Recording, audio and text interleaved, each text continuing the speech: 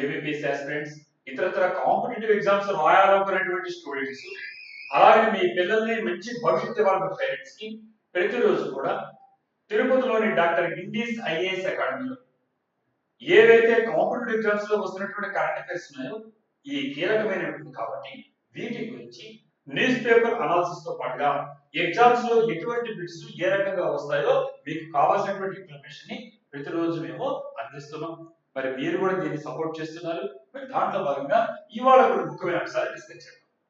మొట్టమొదటి Telangana parental support bill 2026.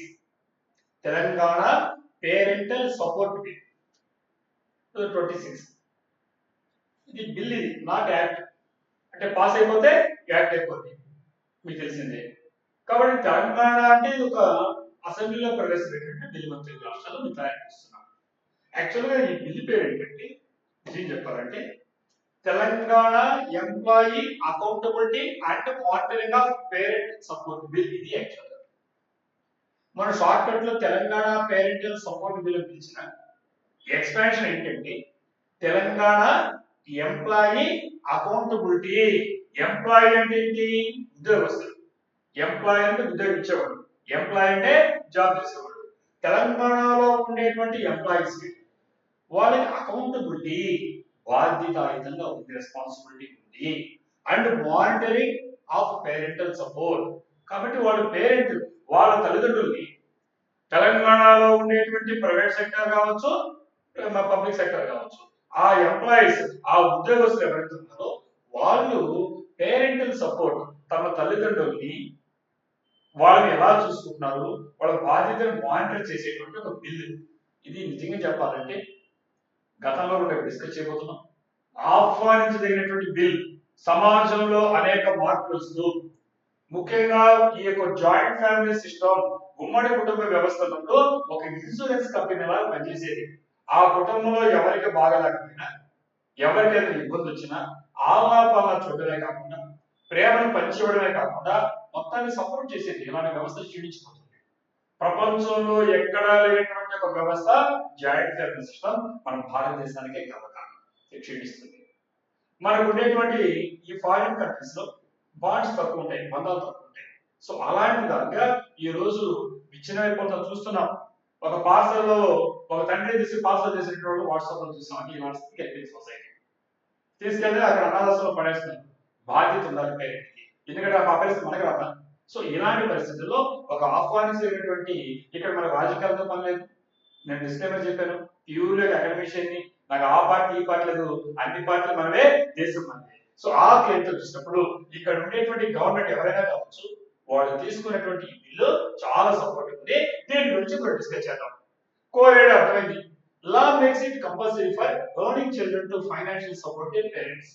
కాబట్టి ఇలాంటి పరిస్థితుల్లో ఈ పిల్లలు ఏం చేస్తున్నారంటే పేరెంట్స్ వదిలేస్తున్నారు. అందరు కావచ్చు, చాలా మంది ఇప్పుడు మారినటువంటి చాలా రకాలు. అలాంటి పరిస్థితుల్లో ఈ చట్టం ఏం చెప్తుంది అంటే కంపల్సరీ మ్యాండేటరీ చేసేది తప్పనిసరిగా దేనికి? Earning children to financial support their parents. కాబట్టి మా తల్లిదండ్రులని పట్టించుకోవడం వదిలేసే కాకుండా చాలా మంది చూస్తున్నారు, చాలా నిర్భాగ్యమైన పరిస్థితులు ఉన్నారు. అలాంటి పరిస్థితులు తలెత్తకుండా వాటికి ఎవరైతే ఆర్థికంగా ఉద్యోగాలు చేస్తున్నారో ఈ పిల్లలు ఇంత ముందు బాధ్యత కలిగి కంపల్సరీ చేస్తూ చట్టం జరిగింది. దాంట్లో ఈ న్యూస్ లోకి ఎందుకు వచ్చిందంటే Telangana assembly pass new law on parental support. కాబట్టి ఇక్కడ అసెంబ్లీ ద్వారా నెక్స్ట్ ఆటోమేటిక్ గా చట్టరూపం జరగబోతోంది. ఇక్కడ ఏం చెప్పిందంటే not only to biological parents but also to step parents. ఇక్కడ రెండు రకాలు ఉంటారు. జన్మనిచ్చినటువంటి తల్లిదండ్రులు బయోలాజికల్ పేరెంట్స్, మామూలుగా చాకుడు తల్లిదండ్రులు అంటారు. సో అలాంటి వాళ్ళకి అన్ని సాగుతారు పాపం, పిల్లలు లేకుండా పెంచుకోవడం, వీళ్ళు వేస్తారు హాస్టల్ తీసుకొని హాస్టల్ చేస్తూ. సో ఇక్కడ ఉండే దాంట్లో బయోలాజికల్ పేరెంట్స్ కావచ్చు, స్టెప్ పేరెంట్స్ కావచ్చు, తప్పనిసరిగా వాళ్ళకి మీరు వృద్ధాప్యంలో, ఓల్డ్ ఏజ్ లో ఎవరైతే జాబ్ చేస్తున్నారో మీరు సపోర్ట్ చేస్తే బాధ్యత ఉంది అని చట్టంలో పొందుపరిచింది. అంటే చట్టపరమైన ఎవరికి వచ్చింది? పేరెంట్స్ వచ్చింది. ఎవరి పేరెంట్స్? బయోలాజికల్ పేరెంట్స్ కావచ్చు, సోషల్ పేరెంట్స్, ఈ స్టెప్ పేరెంట్స్ కావచ్చు. ఇది మనకి. మరి దీంట్లో ఇక్కడ ఎవరికి వర్తిస్తుంది అంటే మరి తెలంగాణ ఎంప్లాయీ అంటే గవర్నమెంట్ ఎంప్లాయీ అంటే employees across government and private sector. కాబట్టి గవర్నమెంట్ సెక్టర్ కావచ్చు, ప్రైవేట్ సెక్టర్ కావచ్చు, ప్రభుత్వ రంగం కావచ్చు, ప్రైవేట్ రంగం కావచ్చు, తెలంగాణలో ఉండేటువంటి ప్రతి ఉద్యోగస్తులు వాళ్ళతో పాటుగా ఎలక్టెడ్ రిప్రజెంటేటివ్స్ ఎవరైతే ప్రజాప్రతినిధులు ఉన్నారో, ఎవరైతే ఎన్నికల్లో పాల్గొంటున్నారో వాళ్ళు ఎమ్మెల్యేలు కావచ్చు, ఎంపీలు కావచ్చు, local body members, ward member దగ్గర నుంచి ఈ సర్పంచ్ దగ్గర జరగడం కావచ్చు, వీళ్ళందరూ కూడా ప్రజాప్రతినిధులు, లోకల్ బాడీలో ఎన్నికైన వాళ్ళు అందరూ దీంట్లో వచ్చేసే చట్టంలో డిఫైన్ చేశారు. అది క్లియర్గా మీరు చదువుకోండి. సో కాబట్టి ఈ విధంగా చూసినప్పుడు మరి వార్తల్లో ఎందుకు వచ్చింది అంటే, ఇప్పుడు మనము ఇప్పుడే చూసినట్టుగా ఇది అందరూ కూడా పేరెంట్స్ అందరూ కూడా వాట్సాప్ లో హల్చల్ చేసింది, మీరు చూసే ఉంటారు. మరి ఇక్కడ ఏం చేస్తుందంటే ఇదే సందర్భంలో ఏం చేస్తున్నారంటే మాక్సిమం ప్రొడక్షన్ 50% శాలరీ ఆర్ 10,000. అంటే ఎవరైతే తమ తల్లిదండ్రుల్ని పట్టించుకోకుండా ఉంటారో ఆ ఉద్యోగస్తులు ప్రైవేట్ రంగానికి చెందిన ప్రైవేట్ గా వాళ్ళ శాలరీలో నుంచి ఎంత కట్ చేస్తారంటే 10,000 రూపీస్ కట్ చేస్తారు మినిమం, లేదా 15%. అంటే నిజానికి ఇక్కడ మనకు కొన్ని వేరే చట్టాలు ఉన్నాయి, అందులో కాస్ట్ 10,000 పెట్టారు, అదర్వైజ్ ఎక్కువగానే కట్ చేసేవాడు. కాబట్టి 15% శాలరీ కట్ చేస్తారు. ఎవరి దగ్గర కట్ చేస్తారో, ఎవరైతే పేరెంట్ వదిలేస్తారో ఆ పిల్లల దగ్గర నుంచి, వాళ్ళు పబ్లిక్ సెక్టర్ ఉండొచ్చు, ప్రైవేట్ సెక్టర్ ఉండొచ్చు, 15,000 కట్ చేస్తారు. సో కాబట్టి ఇది గవర్నమెంట్ కి, ప్రైవేట్ ఎంప్లాయీస్ కి, లోకల్ బాడీ మెంబర్స్ కి, ఎమ్మెల్యేస్ కి, ఎంపీస్ కి అందరు కూడా ఇది ఇంప్లిమెంట్ అవుతుంది. నెక్స్ట్ పేరెంటల్ సపోర్ట్ అంటే ఏంటి? ఎగ్జామినేషన్ లో ఇలాంటి పదాలు మనకు తెలియాలి. Providing food, shelter and medical care. కాబట్టి ఆహారం, ఫుడ్ కావచ్చు, అలాగే షెల్టర్ ఉండడానికి కావచ్చు, మెడికల్ కేర్, ఎందుకంటే వృద్ధాప్యంగానే ఓల్డ్ ఏజ్ లో రకరకాలైనటువంటి వాళ్ళకి జబ్బులు వస్తుంటాయి. సో ఇలాంటివన్నీ పేరెంటల్ సపోర్ట్ ఎవరి మీద బాధ్యత ఉంటుంది? పిల్లల పేరెంట్. మరి శాలరీ డిడక్షన్ ఏంటి? Money cut from the salary legally. నీకు ఏదో బలంతో లాక్కోవడంలా, నీకు దయాదర్శన డొనేషన్ వల్ల నీకు బాధ్యత చట్టపరంగా నీ దాంట్లో నుంచి 10,000 రూపీస్ కానీ 15% శాలరీ ఏదైతే, కొంతమంది తక్కువ శాలరీ వస్తుంది 10,000 ఇవ్వాలి, ఎక్కువ వస్తుంది 15%. ఇది కట్ చేసి నీ మీద భార్య బిడ్డలు పెట్టుకో, నీ తల్లిదండ్రులు చూడాల్సిన బాధ్యత నీ పైన ఉంది అని పెట్టుకో. ఇది ఆటోమేటిక్ గా శాలరీ కట్ అవుతుంది. Directly transfer to the parents bank accounts. అంటే తల్లిదండ్రులు కూడా వెళ్ళిపోతుంది అంటే ఆటోమేటిక్ గా. అర్థమైనా ఇప్పుడు మీకు? కాబట్టి డిక్లరేషన్ ఫామ్ ఇస్తాడు, ఇచ్చేందుకు రాస్తాడు, ఎప్పుడు జరుగుతుంది ఇవన్నీ. అదేవిధంగా నామినేటెడ్ మెంబర్ అంటే ఇక్కడ నాట్ ఎలక్టెడ్, ఎన్నికైన వాళ్ళను అపాయింట్ చేసిన నామినేటెడ్ మెంబర్ అంటారు. మరి ఈ సందర్భంలో ఇక్కడ ఇన్స్టిట్యూషన్స్ కానీ ఆర్గనైజేషన్స్ కి వచ్చారు. తెలంగాణ లెజిస్లేటివ్ అసెంబ్లీ ఉంది, స్టేట్ గవర్నమెంట్ అథారిటీస్ ఉన్నారు. అంటే ఇప్పుడు ఈ బిల్ ఏదైతే మాట్లాడుతున్నామో ఇక్కడ మనము ఇక్కడ మీకు క్లియర్ గా తెలంగాణ పేరెంటల్ సపోర్ట్ బిల్ 2026 అని మాట్లాడుతున్నాము. ఫుల్ ఫామ్ వచ్చి తెలంగాణ ఎంప్లాయీ అకౌంటబిలిటీ అంటే responsibility and monitoring of parental support bill అని అంటున్నామో.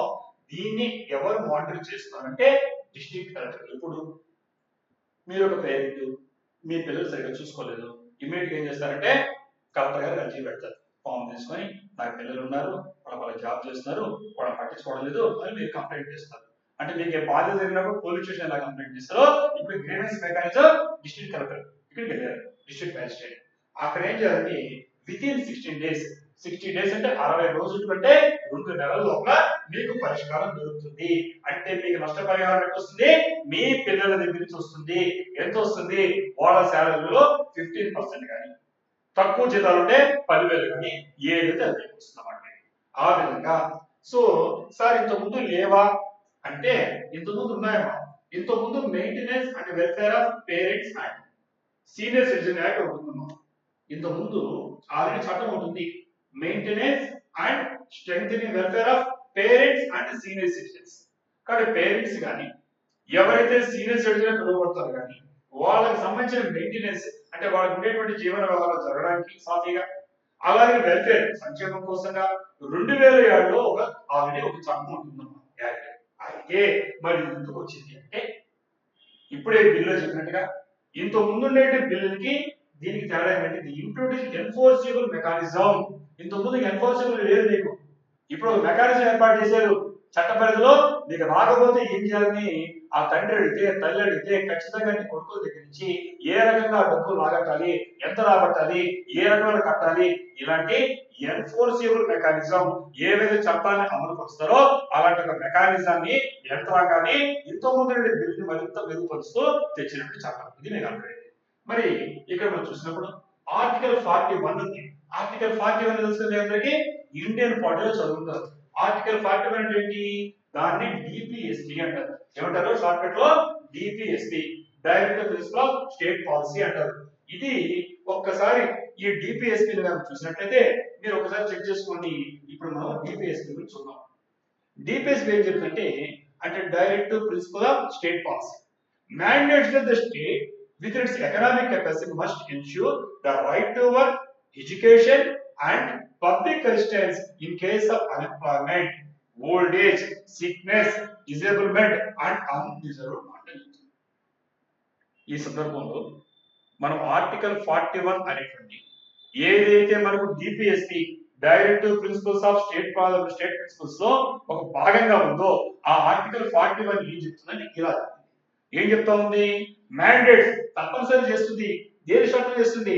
స్టేట్ అంటే ప్రభుత్వం అనేది with in it's economic capacity, దానికి భారం మించి కాదు, తనకు ఆర్థిక పరిస్థితి ఏమవుతుంది దాంట్లో అది తప్పనిసరిగా ఇచ్చారంటే హామీ ఇవ్వాలి. ఎవరికి?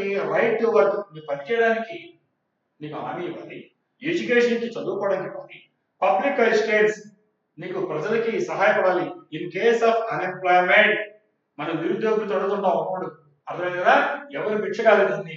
మీరు ఒక్కసారి కానీ పొలిటికల్ సైన్స్ లో ఇలా ఆర్టికల్స్ కూడా అర్థమవుతుంది మీకు, అంటే కోర్టు తరపులు తప్పడానికి. సో ఇక్కడ తను వితిన్ అడుగుతుంది, with in the economic capacity, ఆ రాష్ట్రానికి ఆర్థిక భారం కాకుండా ఉండే అనుమతిలో ఆ అన్ఎంప్లాయ్మెంట్ అంటే నిరుద్యోగానికి ఉన్నప్పుడు అలాంటి పరిస్థితుల్లో, అలాగే ఓల్డ్ ఏజ్, ఇప్పుడు మీకు అర్థమైంది. ఇప్పుడు మాట్లాడే బిల్ అంటే ఓల్డ్ ఏజ్ గురించి, వృద్ధాప్యం గురించి మాట్లాడుతున్నాం. కాబట్టి ఇది చట్టపరంగా చెల్లుబాటు అయ్యేటువంటి బిల్ ఇది.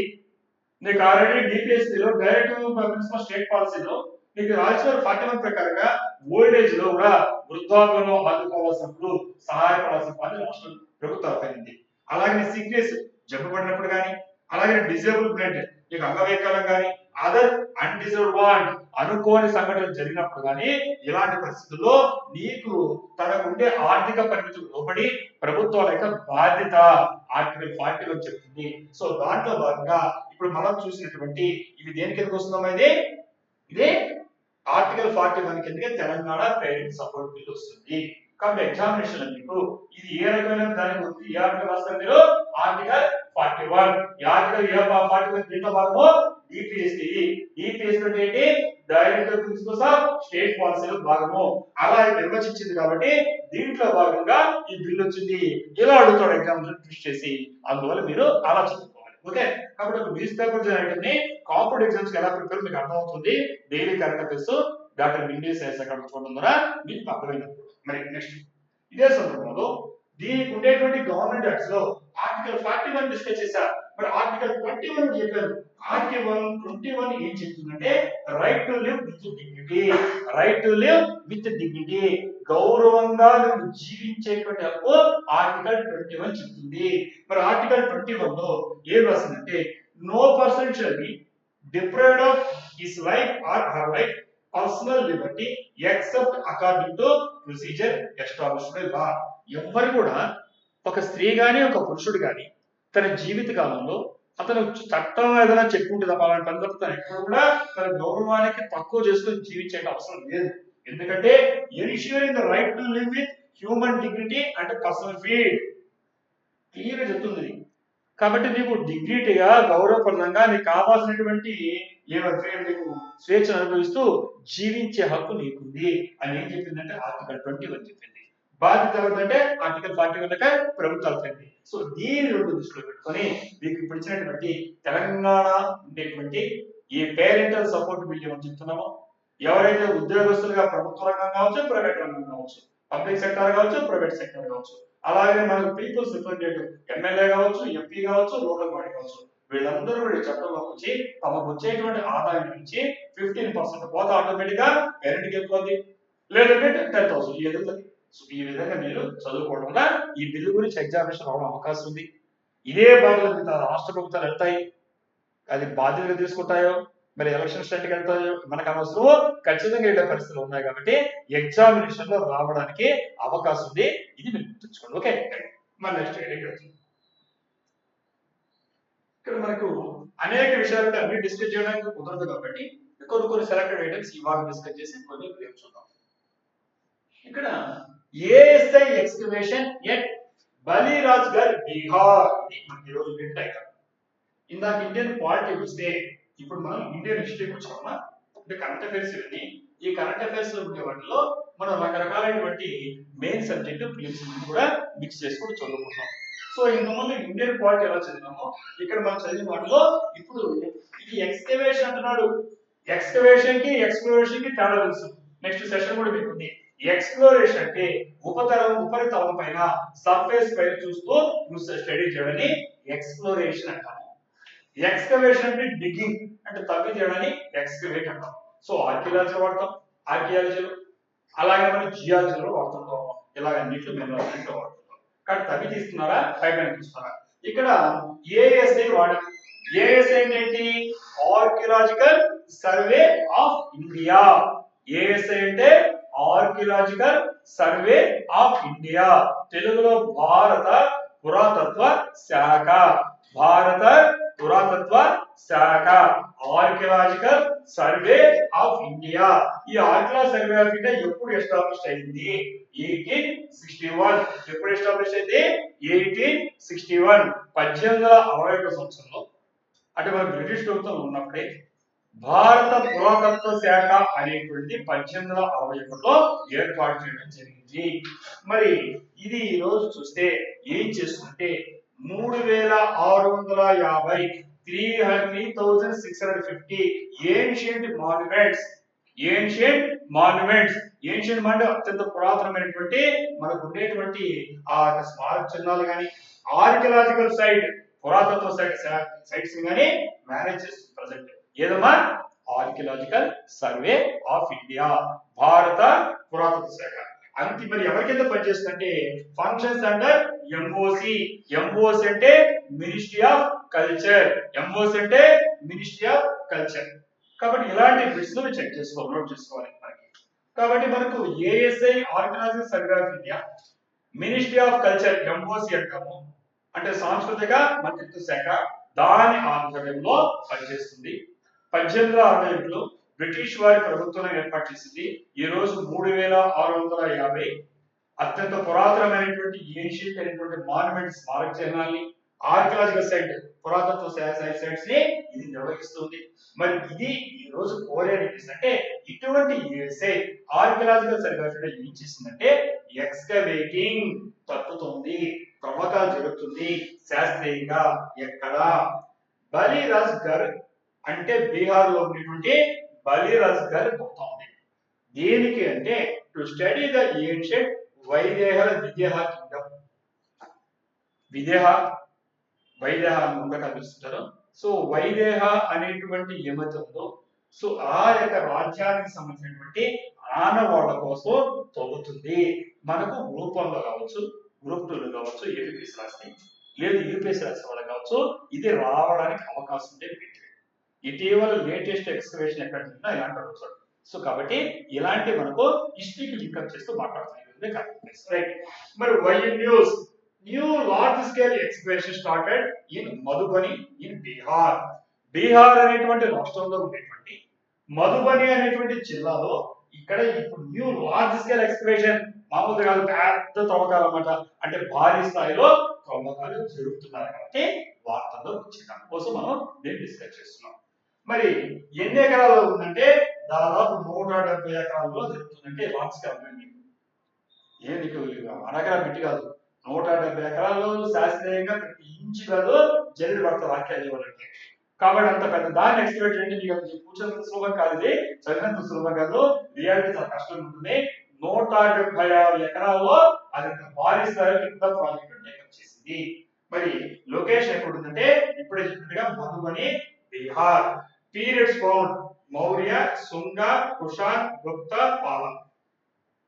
సరే ఇవన్నీ తర్వాత చూస్తే ఇక్కడ ఈ మేజర్ లార్జ్ స్కేల్ ఎక్స్ప్లోరేషన్ ఎక్కడ ఉందంటే ఇప్పుడే చెప్పినట్టుగా ఈ బీహార్ లో ఉండేటువంటి మధుబని జిల్లాలో ఉంది. ఎక్కడమ్మా జిల్లా పేరు మధుబని. ఈ మధుబని చోట ఈ ప్లేస్ పేరు బలిరాజ్గర్. బలిరాజ్గర్. రాజు అంటే ఎవరు? రాజే. బలిరాజు అంటే బలి చక్రవర్తి, బలిరాజు. గర్ అంటే గృహం. మన తెలుగు పదాలాగా రిలేట్ చేస్తున్నాం సంస్కృత్ పడికి. బలిరాజ్ గర్ అంటే బలిరాజు గృహము. దాని తర్వాత లోతు మాట్లాడదాం, ఓకేనా? సో ఇక్కడ ఈ బలిరాజు గృహం అనేటువంటి ఏమైతే ఒక ప్లేస్ స్థానికంగా ఉందో అక్కడ బీహార్ జిల్లాలో ఉండేటువంటి ఈ మధుబని జిల్లాలో ఈ బలిరాజు గర్ కాడ, బలిరాజు గృహం కాడ ఎక్స్పెక్ట్ చేస్తుంది లార్జ్ స్కేల్ లో. సరే ఏంటి దాని టార్గెట్ అంటే unveil the ancient possibly 3500-year-old roots and Videha kingdom. ఏదైతే ఈ విదేహ మహారాజ్యం అని పిలువబడిందో చరిత్రలో కనిపిస్తుందో పుస్తకాల్లో, అది ఎప్పుడు ఊహించుకుంటామంటే బహుశా 3500 సంవత్సరాలు. జాగ్రత్తగా గమనించుకోండి ఇయర్ని. మళ్ళీ మనం ఇండస్ వ్యాలీ విషయం మాట్లాడదాం. 3500 సంవత్సరాల నుండి చాలా ప్రాచీనమైనటువంటి ఒక రాజ్యానికి సంబంధించినటువంటి అవశేషాలు ఉన్నాయా లేదా అని నువ్వు నేరుగా చెప్పాలి. నేను అంటే ఇక్కడ సో ఇక్కడ మాట్లాడాల్సింది ఎవరంటే దాంట్లో ఉండేటువంటి ఎక్స్పర్ట్స్. దాంట్లో ఎక్స్పర్ట్స్ ఎవరు? ఆర్కియాలజికల్ సర్వే ఆఫ్ ఇండియా, భారత పురాతత్వ శాఖ. సో ఈ భారత పురాతత్వ శాఖ నిగ్గు తేల్చాలి అనే బాధ్యత ఎవరిపైన ఉంటుంది? కన్సర్న్ సబ్జెక్ట్ ఎక్స్పర్ట్ ఉంటుంది. సో ఈ ఎక్స్పర్ట్స్ ఇక్కడ ఈ సంబంధించినటువంటి రూట్స్, ఈ మూలాలు ఎక్కడ దాటున్నాయి, ఎంతవరకు ఉన్నాయి, ఈ చదివింది అవునా కాదా అనేది అన్వేషిస్తూ ఉంది. మరి ఏమేమి టెక్నిక్స్ వాడుతున్నంటే satellite mapping and systematic trenching. ఇక్కడ ఇంత నెక్స్ట్ క్లాస్ కూడా అది ఆర్కియాలజీ మాట్లాడబోతున్నాను, ఆర్కియాలజిస్ట్ గా బేసిక్స్ ఇస్తున్నా. కాబట్టి సిస్టమాటిక్ ట్రెంచింగ్. కాబట్టి ఇక్కడ మాకు కొన్ని పద్ధతులు ఉంటాయి, ఎట్లా చదివేయడం కుదరదు కదా. సో ఆ పద్ధతితో పాటుగా అధునాతనమైనటువంటి మోడర్న్ టెక్నాలజీ శాటిలైట్ మ్యాపింగ్ వాడుతున్నాం. నేను ఆ రోజు కూడా వాడాను 1980s లో ఐఆర్ఎస్ వన్ శాటిలైట్ ని. ఆ రోజున టెక్నాలజీ ద్వారా ఎక్కడ ఆర్కియాలజీ కొత్త టెక్నాలజీ తెలియని రోజుల్లో వాడడం జరిగింది. ఈ రోజు మన టెక్నాలజీ తెలుసు, మనకు సూక్ష్మమైన విషయాలు కూడా మనము గమనించుకోగలుగుతాం. సో కాబట్టి ఇక్కడ సిస్టమాటిక్ ట్రెంచింగ్ చేస్తూనే ఈ శాటిలైట్ మ్యాపింగ్ ఇలాంటి అధునాతనమైనటువంటి ప్లస్ శాస్త్రీయ పద్ధతిని రెండు మిక్స్ చేస్తూ ఎక్కడ కూడా అనుమానాలకి తావు లేకుండా, అశాస్త్రీయంగా లేకుండా శాస్త్రీయంతో చేపట్టారు. అందుకోసమే ఈ రోజు మనం డిస్కస్ చేస్తున్నాం. మరి లొకేషన్ ఎక్కడుంది అంటే ఇప్పుడే మీకు చెప్పాను లొకేషన్. ఇక్కడ ఈ లొకేషన్ అనేది ఇది ఈ మధుబని అనేటువంటి బీహార్ లో ఉండేటువంటి జిల్లా ఏముంటుందో ఆ జిల్లాలో ఉండే దాంట్లో అక్కడ బాహుబర్హి బ్లాక్ అంటారు. ఏమంటారమ్మా? బాహుబర్హి బ్లాక్ అంటే బీహార్ అనేటువంటి రాష్ట్రంలో ఈ మధుబని అనేటువంటి జిల్లాలో బాహుబర్హి బ్లాక్ అంటే ఒక ఏరియా పేరు బ్లాక్స్ పెట్టబడతాం చేసేటప్పుడు. సో ఇక్కడ జరుగుతుంది. లోకల్ ఏమంటారంటే రాజా బలిక గర్. గర్ అంటే ఏం చెప్పాను? ఓ గృహం. ఏ రాజైనా చెప్పాను, రాజు అంటే రాజు. రాజా బలి అంటే బలి చక్రవర్తి యొక్క గృహము అని స్థానికంగా పిలుస్తారు. ఆ ప్లేస్ లో ఇది బాహుబలి బ్లాక్ అంటారు, అక్కడ జరుగుతుంది. ఇది 1938 నుంచి ఇది ఏఎస్ఐ సంరక్షిస్తుంది. నేను స్టార్టింగ్ లో చెప్పిన ఏఎస్ఐ ఏ పనిచేస్తుందో, దేశంలో ఉండే 3650 సంబంధించినటువంటి ఎక్కడైతే అక్కడ చూస్తుంటారు మీరు టెంపుల్స్ వెళ్ళినప్పుడు ఒక బ్లూ బోర్డు పైన వైట్ లెటర్స్ ఉంటాయి, ఇది ఆర్కియాలజీ సర్వే ఆఫ్ ఇండియా ఉంటుంది, చట్టాలతో రాస్తుంటారు నాశనం చేయకుండా. ఎస్, మీకు అర్థమైంది. సో ఆ కాన్సెప్ట్ తో చూస్తే ఇప్పుడు మనం పిలిచేటువంటి ఈ block already archaeology survey of India ఇంతకుముందే గుర్తించింది. గుర్తించి 1938 అంటే స్వాతంత్రం రాకముందు నుంచి కూడా వాళ్ళ కంట్రోల్లో ఉండి అది పరిరక్షించబడుతున్న సైట్. అర్థమైంది మీకు? అక్కడ ఇప్పుడు మనకు జరుగుతుంది. మరి ఉద్దేశం ఏంటి అంటే addressing lack of comprehensive published documentation from previous exploration attempts and. కాబట్టి ఇంతకుముందు జరిగాయి. ఎప్పుడు నుంచి జరిగే ఎక్స్ప్లోరేషన్స్? 1960 నుంచి 1962 నుంచి 1914 జరిగాయి. ఇది గమనించుకోండి. ఈఎస్ మీరు 1938 నుంచి కంట్రోల్ ఉంది, ఇండిపెండెన్స్ రాక నుంచి. అంటే ఆ సైట్ పాడు చేయకుండా. మీకు చరిత్ర గడాలు వస్తుంది మోడర్న్ హిస్టరీలో రకరకాల ప్రశ్నలు అవన్నీ. 1938 నుంచి 1938 స్వాతంత్రం రాలా మనకి. అక్కడ నుంచి ఆర్కియాలజీ సర్వే హ్యాండ్ చేసుకుందండి, రక్షిస్తుంది. రక్షించిన తర్వాత అవగాహన జరిగింది. ఇప్పటి నుంచి స్వాతంత్రం వచ్చిన తర్వాత మనం చూస్తే ఇక్కడ ఈ 1962 నుంచి 2014 వరకు అంటే ఇక్కడ జరిగింది. అయితే ఇక్కడ ఈ ప్రీవియస్ ఎక్స్ప్లోరేషన్ అంటే పై ఎక్స్ప్లోరేషన్ కింద తగ్గుతాను. ఈ ఎక్స్ప్లోరేషన్స్ లో కంటిన్యూస్ హ్యాబిటేషన్ ముందే తెలిసినప్పటికే, అంటే పైపైన కొన్ని ఆనవాళ్ళు సేకరిస్తారు శాస్త్రీయంగా. అప్పుడే మనకి ఏం తెలిసిందంటే కంటిన్యూస్ హ్యాబిటేషన్. హ్యాబిటేషన్ అంటే మనుషులు నివసించినటువంటి ఆనవాళ్ళు. ఎవరంటే మౌర్యులు, శుంగ, కుషాను, గుప్త, పాల. ఈ పీరియడ్స్ అవుతుంది ఎగ్జామినేషన్ వీళ్ళు అడుగుతాడు. అక్కడ మనకు దొరికినటువంటి ఆనవాళ్ళు కంటిన్యూస్ హ్యాబిటేషన్. హ్యాబిటేషన్ అంటే మనుషులు నివసించినటువంటి ఆనవాళ్ళు ఎవరైనా ఉన్నాయమ్మా? మౌర్యులు ఉన్నాయి, దాని తర్వాత శుంగా నివసించారు, దాని తర్వాత కుషాను, తర్వాత గుప్త, తర్వాత పాల.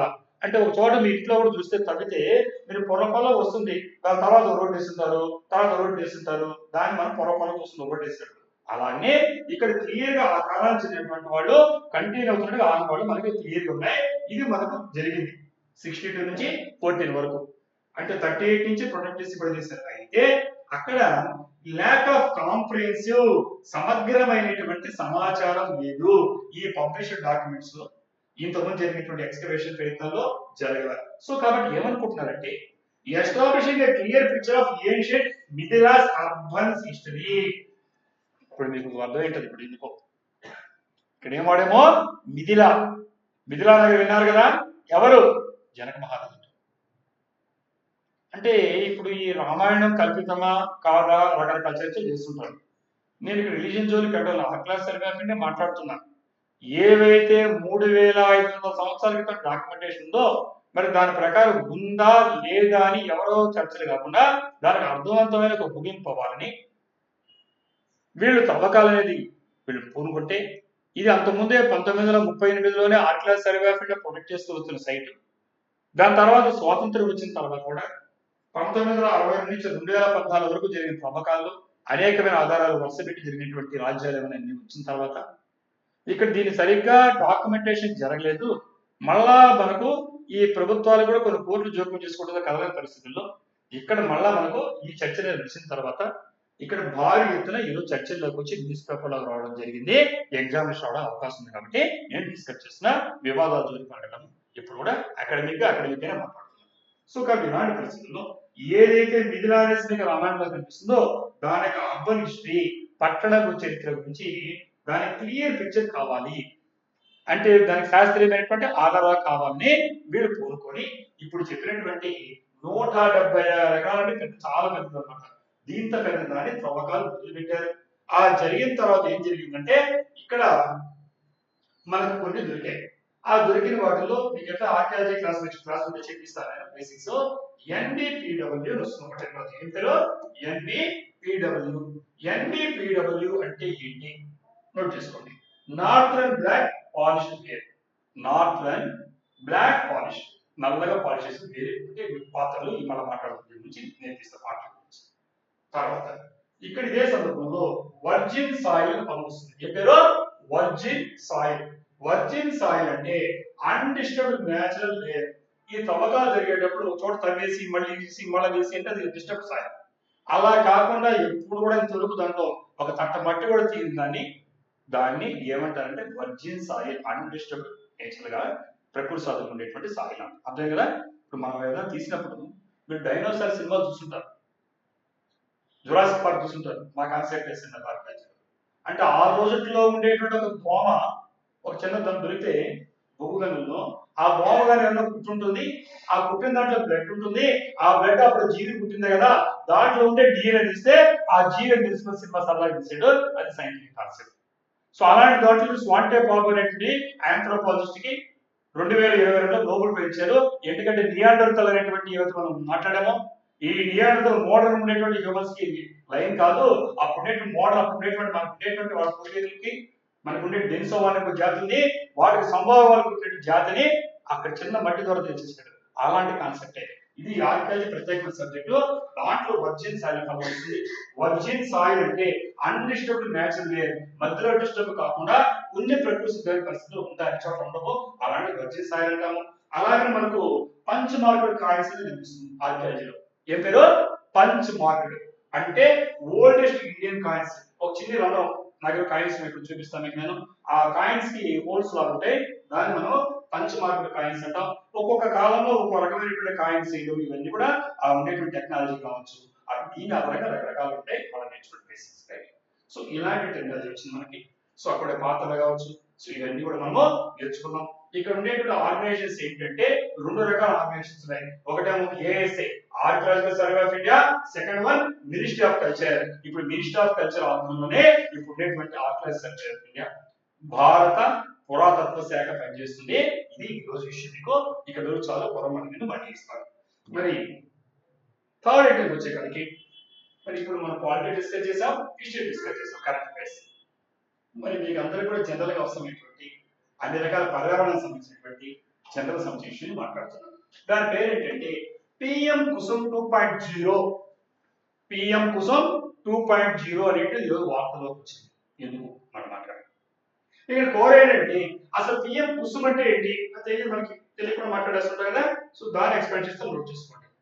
ఇక్కడ పిఎం కుసుమ్ అంటే, పిఎం అంటే ప్రధానమంత్రి, నోట్. పిఎం అంటే ప్రధానమంత్రి.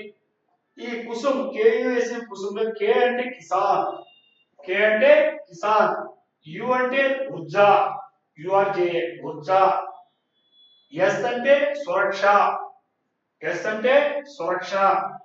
తర్వాత ఏవం కూడా రాసుకోండి, ఏవకూడదు ఏవం రాసుకోండి. తర్వాత యు అంటే ఉత్థాన్, ఉత్థన్, ఎం అంటే మహాభియాన్.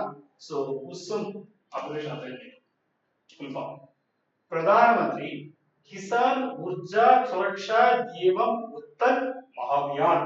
ఇది హిందీ సంబంధించిన బోర్డు. మరి మాకు హిందీ రాస్తారు అంటారు కాబట్టి ఇంగ్లీష్ నోట్ చేసుకోండి. పిఎం అంటే ప్రైమ్ మినిస్టర్, మీకు తెలిసిందే. కిసాన్ అంటే ఫార్మర్, కిసాన్ అంటే ఫార్మర్. ఊర్జా అంటే ఎనర్జీ, సురక్ష అంటే ప్రొటెక్షన్ కానీ సెక్యూరిటీ కానీ, నోట్ ఇంగ్లీష్ లో. ఏవం అంటే అండ్, ఇంగ్లీష్ లో ఏవం హిందీ పదం, దానికి ఇంగ్లీష్ లో అండ్. ఉత్థాన్ అంటే upliftment are development, upliftment are development. Mahabhiyan, Mahabhiyan అంటే గ్రాండ్ మిషన్, గ్రాండ్ మిషన్. హిందీలో ఉండే పదాన్ని ఇంగ్లీష్లో చెప్పాను కాబట్టి ఏవైతే ఇక్కడ చూడండి, కిసాన్ అంటే రైతులు, వాళ్ళకి ఎనర్జీ అంటే వాళ్ళకి రైతులకు పంటలు పండించుకునే ఎనర్జీ కావాలి కదా, మోటార్ కావాలి కదా. దీనికి సంబంధించినటువంటి ఈ యొక్క ఎనర్జీకి ప్రొటెక్షన్, ఆ సెక్యూరిటీ అంటే ఇంధన భద్రత ఇస్తూ, మరియు ఇది ఉత్తాన్ మహాభియాన్ వాళ్ళ అభివృద్ధిని డెవలప్ చేసేటువంటి మహా ప్రాజెక్ట్ కాబట్టి దాన్ని పిఎం కుసుమ్ ప్రాజెక్ట్ అంటారు. పిఎం కుసుమ్ ప్రాజెక్ట్ ఎప్పుడు కూడా గవర్నమెంట్ ఇనిషియేటివ్ బాగా చదువుకోండి కాంపిటేటివ్ ఎగ్జామినేషన్ లో. ఆ ప్రాజెక్ట్ ఏంటి, దాని ఫుల్ ఫామ్ ఏంటి, ఎప్పుడు ప్రారంభించాడు, ఎన్ని వేల కోట్ల ఖర్చు పెట్టాడు, ఉద్దేశం ఏంటి, దాని కంటిన్యూషన్ ఏంటి, ఇలాంటి చదువుకుని ఈ ఎగ్జామ్స్ వచ్చేటువంటి మీకు అర్థమైంది. సో మరి దీని గురించి మాట్లాడితే ఇక్కడ మనకు ఈ పిఎం కుసుమ్ 2.0 అంటే 2.1 ఉండాలి కదా, దాని ఫేజ్ 1 అంటాం. ఎప్పుడు ప్రారంభమైందంటే 2019 లో స్టార్ట్ అయింది. కానీ ఫేజ్ 2 మాట్లాడుతాం 2.0 అంటే. మరి 1.0 ఫేజ్ 1 అంటాం. ఫేజ్ 1 ఎప్పుడు స్టార్ట్ అయిందంటే 2019 అంటే కోవిడ్ పేరు గుర్తు పెట్టుకోండి. ఈ ఎవరికి ఉందంటే ministry of new and renewable energy అంటే ఎంఎన్ఆర్ఈ అని పేరుతో పిలుస్తారు. ఎం అంటే మినిస్ట్రీ, ఎన్ అంటే న్యూ, ఆర్ అంటే రిన్యూవబుల్, ఈ అంటే ఎనర్జీ. ఎంఎన్ఆర్ఈ అంటారు. ఎంఎన్ఆర్ఈ అంటే ministry of new and renewable energy. ఈ యొక్క ఆధ్వర్యంలో ఈ ప్రోగ్రామ్ జరుగుతోంది. ఏ ప్రోగ్రామ్ పేరు పిఎం కుసుమ్, పిఎం కుసుమ్, కేయుఎస్ఎం కుసుమ్. హిందీ చూపించాను. మరి ఫేజ్ 1 ఆ రోజు ఇక్కడ 34,000 crore తో రూపీస్ తో స్టార్ట్ అయింది. 34,000 కోట్ల చెప్పి దాంతో ఆ రోజు సెంట్రల్ సపోర్ట్ అంటే పూర్తిగా సెంట్రల్ గవర్నమెంట్ పెట్టి అదేం చేసిందంటే ఏమేం చేసిందంటే 30.8 గిగావాట్స్ ఆఫ్ సోలార్ కెపాసిటీ. అంటే భారతదేశంలో ఈ యొక్క ఇంధన సమస్య ఎప్పుడు ఉంటుంది, ముఖ్యంగా రైతులకు అవసరం అవుతుంది. రైతులకు కానీ సోలార్ ఎనర్జీ ఇవ్వగలిగితే మన పంప్ సెట్స్ వాటర్ ఉంటుంది, ఆ వాటర్ ద్వారా పంటలు బాగా పండిస్తారు అనే ఉద్దేశంతో వాళ్ళకి సౌర శక్తిని అందించడం కోసంగా, వాళ్ళ ఎనర్జీ ఇబ్బంది లేకుండా చేయడం కోసంగా 30.8 గిగావాట్స్, జీడబుల్ అంటే గిగావాట్స్ సామర్థ్యంతో 34,000 కోట్ల రూపాయల సెంట్రల్ గవర్నమెంట్ దాంతో 2019లో ప్రారంభించిన ఫేజ్ 1 ప్రోగ్రామే కుసుమ్ 2.1.0. దాని కంటిన్యూషన్ ఎందుకు మాట్లాడుతున్నామంటే, ఎందుకంటే ఇప్పుడు కట్ అయిపోతుంది కాబట్టి ఈ ప్రోగ్రామ్ క్లోజ్ అయిపోతుంది, దానికోసం ఈ రోజు మాట్లాడుతున్నాం. ఈ పిఎం కుసుమ్ 2.0 అనేది aims to improve solar power use in farming by adding battery storage and agrivoltaics. కాబట్టి ఫేజ్ 1 స్టార్ట్ అయిన కంటిన్యూషన్ ఇప్పుడు మాట్లాడే 2.0. అది 1.0 ఇది 2.0 ఫేజ్ 1 కంటిన్యూషన్ ఫేజ్ 2 ఎందుకు మాట్లాడుతున్నారంటే ఇక్కడ ఇది ఇంప్రూవ్ చేయాలనుకుంటుంది ఏం చేయాలనుకుంటుంది సోలార్ పవర్ యూజ్ అంటే సౌర శక్తి మరి ఈ రోజు మనం ఇంధనం వల్ల చూస్తుంది ఎంత కాన్ఫిడెంట్ ఎదుర్కొంటున్నామో పైనుంచి సోలార్ వస్తుంది దీన్ని వాడుకుంటే రైతులకి ఇబ్బంది లేకుండా సోలార్ వస్తుంది సౌర శక్తి కాబట్టి ఈ వ్యవసాయంలో వాడుకోవడం ద్వారా ఈ బ్యాటరీ స్టోరేజ్ ని అలాగే అగ్రి వోల్టాయిక్స్ ని మనం యాడ్ చేసుకోవడం ద్వారా ఏమవుతుందంటే ఇక్కడ ముఖ్యంగా ఈ రైతులు అనేవాళ్ళు వీళ్ళు సెక్యూరిటీ పొందగలుగుతారు దాన్ని ఏం చేస్తారు టోటల్ గా అగ్రికల్చర్ పంప్స్ అంటే ఏవైతే వ్యవసాయానికి సంబంధించిన పంప్స్ ఏవైతుందో అగ్రికల్చర్ పంప్స్ దాన్ని సోలరైజింగ్ చేస్తారు అంటే సౌర శక్తిని అందిస్తారు మరి దానివల్ల ఏమవుతుంది ఎనర్జీ సెక్యూరిటీ వస్తుంది ఎప్పుడైతే అగ్రికల్చర్ పంప్స్ కి వ్యవసాయ పంప్ సెట్ కి రైతులు చూస్తుంటాం మనం ప్రభుత్వం హామీ ఇస్తుంటాయి మీకు 24 గంటలు కరెంట్ ఇస్తా ఉన్నాం అసలు ఏ అవసరం డైరెక్ట్ గా సౌర శక్తి వచ్చింది అనుకో కావాల్సి ఉంటుంది కదా సో ఇక్కడ దాని విధంగా ఇస్తున్నారు ప్రభుత్వాలు సో కాబట్టి ఇక్కడ మనకి ఎనర్జీ సెక్యూరిటీ వాళ్ళకి ఎప్పుడు కూడా మనకు 24/7 లాగా ఇప్పుడు కావాలంటే ముందు తయారు చేసుకున్న సౌర శక్తితో వాటర్ తయారు చేసుకుంటే పంప్ సెట్ పనిచేసి ఉంటుంది రైతులకి ఆ విధంగా క్లీన్ ఎనర్జీ వస్తుంది ముఖ్యంగా క్లీన్ ఎనర్జీ తెలుసు మనకు ఈ పర్యావరణం అంతా కలుషితం అయిపోతుంది సో కలుషితమైనటువంటి వాళ్ళకు క్లీన్ ఎనర్జీ ఆ శక్తి ఎలా ఉండాలంటే వాతావరణాన్ని కలుషితం చేయకుండా ఉండేటువంటి శక్తి కావాలంటే ఎస్ దాంట్లో మన పవన్ విద్యుత్ విండ్ ఎనర్జీ కావచ్చు సోలార్ ఎనర్జీ సౌర శక్తి కావచ్చు ఇలాంటివి సో కాబట్టి సోలార్ ఎనర్జీ ఇస్తే బాగుంటుంది ఎలాంటితో ఈ పిఎం కోసం ఫేజ్ 1 ని 2019 లో స్టార్ట్ చేశారు కంటిన్యూషన్ కింద ఈ రోజు వార్తలు ఎండ్ అయిపోతుంది కాబట్టి మార్చికి దాని కిందే ఈ రోజు మనం మాట్లాడుతున్నాం రైట్ మరి ఇక్కడ government preparing upgrade version PM Kusum scheme కాబట్టి ఈ స్కీమ్ లో ఇంకొంచెం మార్పులు చేర్పులు చేసి దీన్ని ఇచ్చింది కాబట్టి ఈ రోజు వార్తల్లో మనం డిస్కస్ చేస్తున్నాం ఇక్కడ మనం ఇక్కడ గమనిస్తే అగ్రి వోల్టాయిక్స్ అంటే అగ్రికల్చర్ లో వ్యవసాయంలో దీని వాడడం ఎంత ఉంటే మనకు టార్గెట్ 10 GW అంటే 10 గిగావాట్స్ కాబట్టి 10 గిగావాట్స్ టార్గెట్ లక్ష్యంగా పెట్టుకుని ఈ ప్రాజెక్ట్ స్టార్ట్ అయింది ఇక్కడ solar pumps install 10 lakhs plus మనం ఇవ్వడం జరిగింది మరి సోలరైజ్ 13 lakhs ఉన్నాయి మరి ఈ రోజు ఫండింగ్ ప్యాటర్న్ 30:30:40 ఇది ఇంపార్టెంట్ గుర్తుపెట్టుకోండి అంటే 30:30:40 అంటే సెంటర్ ఒక 100 రూపాయలు ఖర్చు పెట్టారనుకోండి 30 రూపాయల షేర్ సెంటర్ ఉంటే రాష్ట్ర ప్రభుత్వాలు రాష్ట్రంలో ఎక్కడ వస్తుందో 30 రూపాయలు పెట్టుకుంటే రైతు 40 రూపాయలు ఖర్చు పెట్టుకుంటాడు అంటే సెంట్రల్ సపోర్ట్ పూర్తిగా సెంట్రల్ భరించదో సెంట్రల్ సపోర్ట్ చేస్తుంది ఇలాంటి సెంట్రల్ సపోర్ట్ స్కీమ్స్ అంటారు 30:30:40 కాబట్టి సెంట్రల్ స్టేట్ ఫార్మర్ రేషియో 30:30:40 గుర్తు పెట్టుకోండి స్కీమ్ లో సో అలాగే మనకు ఇంపార్టెంట్ టైప్స్ అగ్రి వోల్టాయిక్స్ అంటే ఏంటి farming plus solar plus same land ఒకే ల్యాండ్ లో అక్కడ ఏమున్నాయంటే వ్యవసాయం చేస్తున్నాడు అదే ల్యాండ్ లో సోలార్ ప్యానల్స్ ఒక పంటశాల ఊహించుకోండి ఒక కాలువ ఉంటుంది ఊహించుకోండి ఆ కాలువ మీద సోలార్ ప్యానల్స్ ఉంటాయి అంటే యాక్చువల్ గా సోలార్ ప్యానల్స్ వచ్చినంత అక్కడే ఒక్కడు అక్కడే వచ్చిన సోలార్ శక్తిని అక్కడే ఉపయోగించుకున్నాడు ఇలాంటి దాన్ని అగ్రి వోల్టాయిక్స్ అంటారు అదేనా కదమ్మా ఇమాజిన్ చేసుకుంటారా ఒక పంట ఉంది ఒక పొలం ఉంది ఆ ఫీల్డ్ లోనే తనకు కావాల్సిన సోలార్ ప్యానల్స్ ఏర్పడిస్తే ఆ సోలార్ అక్కడే తీసుకుని ఎక్కడి నుంచి రావు అక్కడే ఉంటుంది తను అక్కడే వాడుకుంటున్నాడు ఇలాంటి మెకానిజం ని అగ్రి వోల్టాయిక్స్ అంటే ఫార్మింగ్ కావచ్చు సోలార్ తో సేమ్ లేకపోతే అలాగే మనకు ఈ బెస్ అనే పేరు తొడుగుతారు బ్యాటరీ సిస్టమ్ తో ఎలక్ట్రిసిటీని మీద ఇక్కడ చూస్తున్నారు బొమ్మలు మీరు ఇక్కడ నేను జూమ్ చేస్తున్నాను ఇక్కడ చూస్తున్నారు అంటే ఇక్కడ ఏ ల్యాండ్ లో ఇక్కడే ఉన్నాయి అక్కడ అనిపిస్ ఉన్నాయి ఇక్కడ సోలార్ ప్యానల్స్ ఉన్నాయి అంటే అక్కడే దీన్ని మనం వాడుతున్నాం అలాగే మనకు ఫీడర్ సోలరైజేషన్ అంటే solar for entire feeder line total గా అంతా అందిస్తే దాన్ని ఫీడర్ సోలరైజేషన్ అంటాం మరి దీన్ని ఎవరు ఏ ఇన్స్టిట్యూషన్ ఇన్వాల్వ్ అయినంటే ఇప్పుడే చెప్పినట్టుగా ministry of new and renewable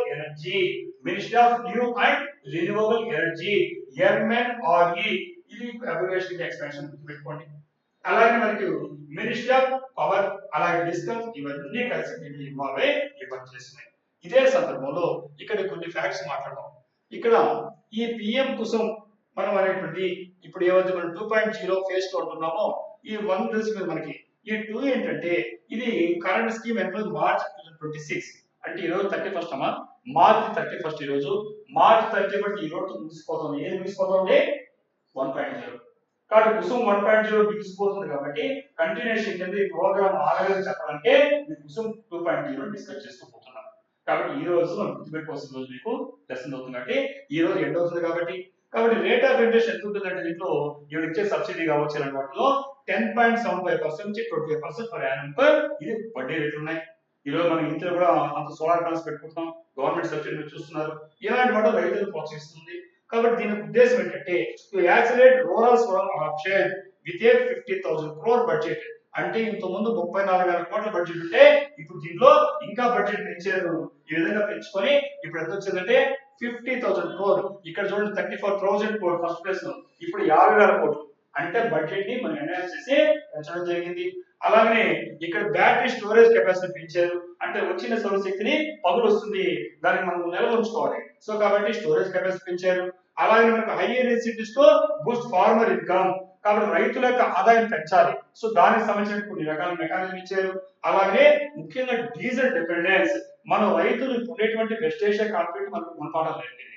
బయట నుంచి ఇంపోర్ట్ చేసుకోవడం వల్ల మనకు సరిగ్గా ఏదైనా సమస్య వస్తే మొత్తం ఎకానమీ అంతా అగ్రికల్చర్ ఆధారపడుతుంది మన దేశంలో, మొత్తం డిపెండెన్స్ అన్ని ఎకానమీ. సో అందువల్ల మనం ఏం చేసుకోవాలి, ఈ డీజిల్ యొక్క డిపెండెన్సీ దాని ఆధారపడడం తగ్గించడానికి ఇలాంటి స్కీమ్స్ కుసుమ్ లాంటివి ఉపయోగపడతాయి. సోలార్ ప్యానల్స్ రెన్యూవబుల్ ఎంత కావాలంటే తీసుకోవచ్చు. అదే ఫాజిల్ ఫెయిల్ వాడు అయిపోతే మనం అయిపోతున్నాం. సో ఇలాంటివి కాకుండా ఉంటుంది. సో మరి ఈ కాంపోనెంట్ స్ట్రక్చర్ చూస్తే దీని component A, component B, component C 3 components విడగొడతారమ్మా. ఇక్కడ ఉండేటువంటి దీన్ని component A, component B, component C 3 components విడగొడతారు. కాంపోనెంట్ ఏ అంటే 10,000 megawatts of decentralised ground mounted solar plants. So ఏమైతే ఉన్నాయో ఇవి గ్రౌండ్ మౌంటెడ్ అంటే నేలపై పరిచిన వాటికి 10,000 megawatts ని ఇది కాంపోనెంట్ ఏ అంటారు. మరి కాంపోనెంట్ బి అంటే 40 lakh standalone off grid solar water pumps అంటారు, పంప్స్ ఏర్పాటు చేస్తారు. మరి కాంపోనెంట్ సి లో solar 35 lakh existing grid connected agriculture pumps. ఈ విధంగా 3 రకాల కాంపోనెంట్స్ విడిపెట్టి ఈ కుసుమ్ 2.0 ని ఇంప్లిమెంట్ చేయబోతున్నారు. ఈ స్కీమ్ ని బాగా చెక్ చేసుకోండి. సో దాంతో పాటుగా మనము ఇంకొన్ని అంశాలు చూస్తే ఇక్కడ ఇదే టైంలో ఎప్పటికప్పుడు మనం ఏం చేయాలంటే మన క్వాలిటీ కూడా లింకప్ చేసుకుంటూ ఉండాలి. ప్రతి దానికి మనకు ఉండేటువంటి రాజ్యాంగానికి ఏమి ఇచ్చింది, ఎలాంటి హక్కులు ఉన్నాయి, ఎలాంటి బాధ్యతలు ఉన్నాయి, ఇవి చెక్ చేసుకుంటూ పోవాలి.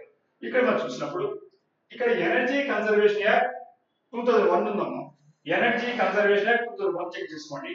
ఒకసారి మళ్ళీ వీడియో డిస్కస్ చేస్తాము.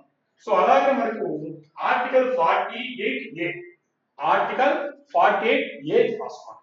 ఆర్టికల్ ఎందుకంటే ఎగ్జామ్ లో అడుగుతాడు, ఎందుకంటే ఇప్పుడు దీనికి సంబంధించి ఏ ఆర్టికల్ కింద ఏం చెప్పారో ఎందుకు అడిగారు చూస్తే ఆర్టికల్ 48A కింద చూస్తే ఇది ఏ దాంట్లో వచ్చింది అమెండ్మెంట్, మనకు అంతకుముందు ఉందా అంటే లేదు. మరి ఏం చేసాము, ఈ 48 కి 48A అనేసి 42nd అమెండ్మెంట్ లో యాడ్ చేసుకున్నాం. 48A అని ఎలా వచ్చిన ఆర్టికల్ 42వ రాజ్యాంగ సవరణ ద్వారా, 42వ రాజ్యాంగ సవరణ ద్వారా ఇండియన్ కాన్స్టిట్యూషన్ వచ్చింది. ఏ ఇయర్లో వచ్చింది, 1976 లో వచ్చింది. 1976 లో ఈ యొక్క చెప్పినటువంటి ఈ 48A 48A ఎన్విరాన్మెంట్ ప్రొటెక్షన్ గురించి మాట్లాడుతుంది. ఇది 40 ముందు లేదు, 42వ రాజ్యాంగ సవరణ ద్వారా రావడం జరిగి దేంట్లో బాగా వచ్చింది, DPSP directive principles of state పాలసీలో భాగంగా ఇది జరగడం జరిగింది. అది ఏం చెప్తుందంటే మ్యాండేట్స్ కంపల్సరీ చేస్తుంది. ఎవరిని, ప్రభుత్వాన్ని. దేనికి, to protect and improve environment. ఈ ఎన్విరాన్మెంట్, ఈ పరిసరాన్ని ప్రొటెక్ట్ చేయడము, రక్షించాలి, మరి అభివృద్ధి చేయాలి.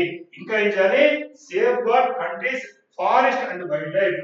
ఈ దేశంలో ఉండేటువంటి అడవులు, ఫారెస్ట్ కానీ, ఈ దేశంలో ఉండే వైల్డ్ లైఫ్ అంటే వన్యప్రాణులు కానీ, వాటిని సేఫ్ గార్డ్ రక్షించాల్సిన బాధ్యత తప్పనిసరి చేసినటువంటి ఆర్టికల్ ఏంటి అంటే ఇప్పుడు చెప్పిన 48A. 48A ఇది తప్పనిసరి చేసింది, ప్రభుత్వాలు బాధ్యత చేసింది. సో డిపిఎస్ కింద.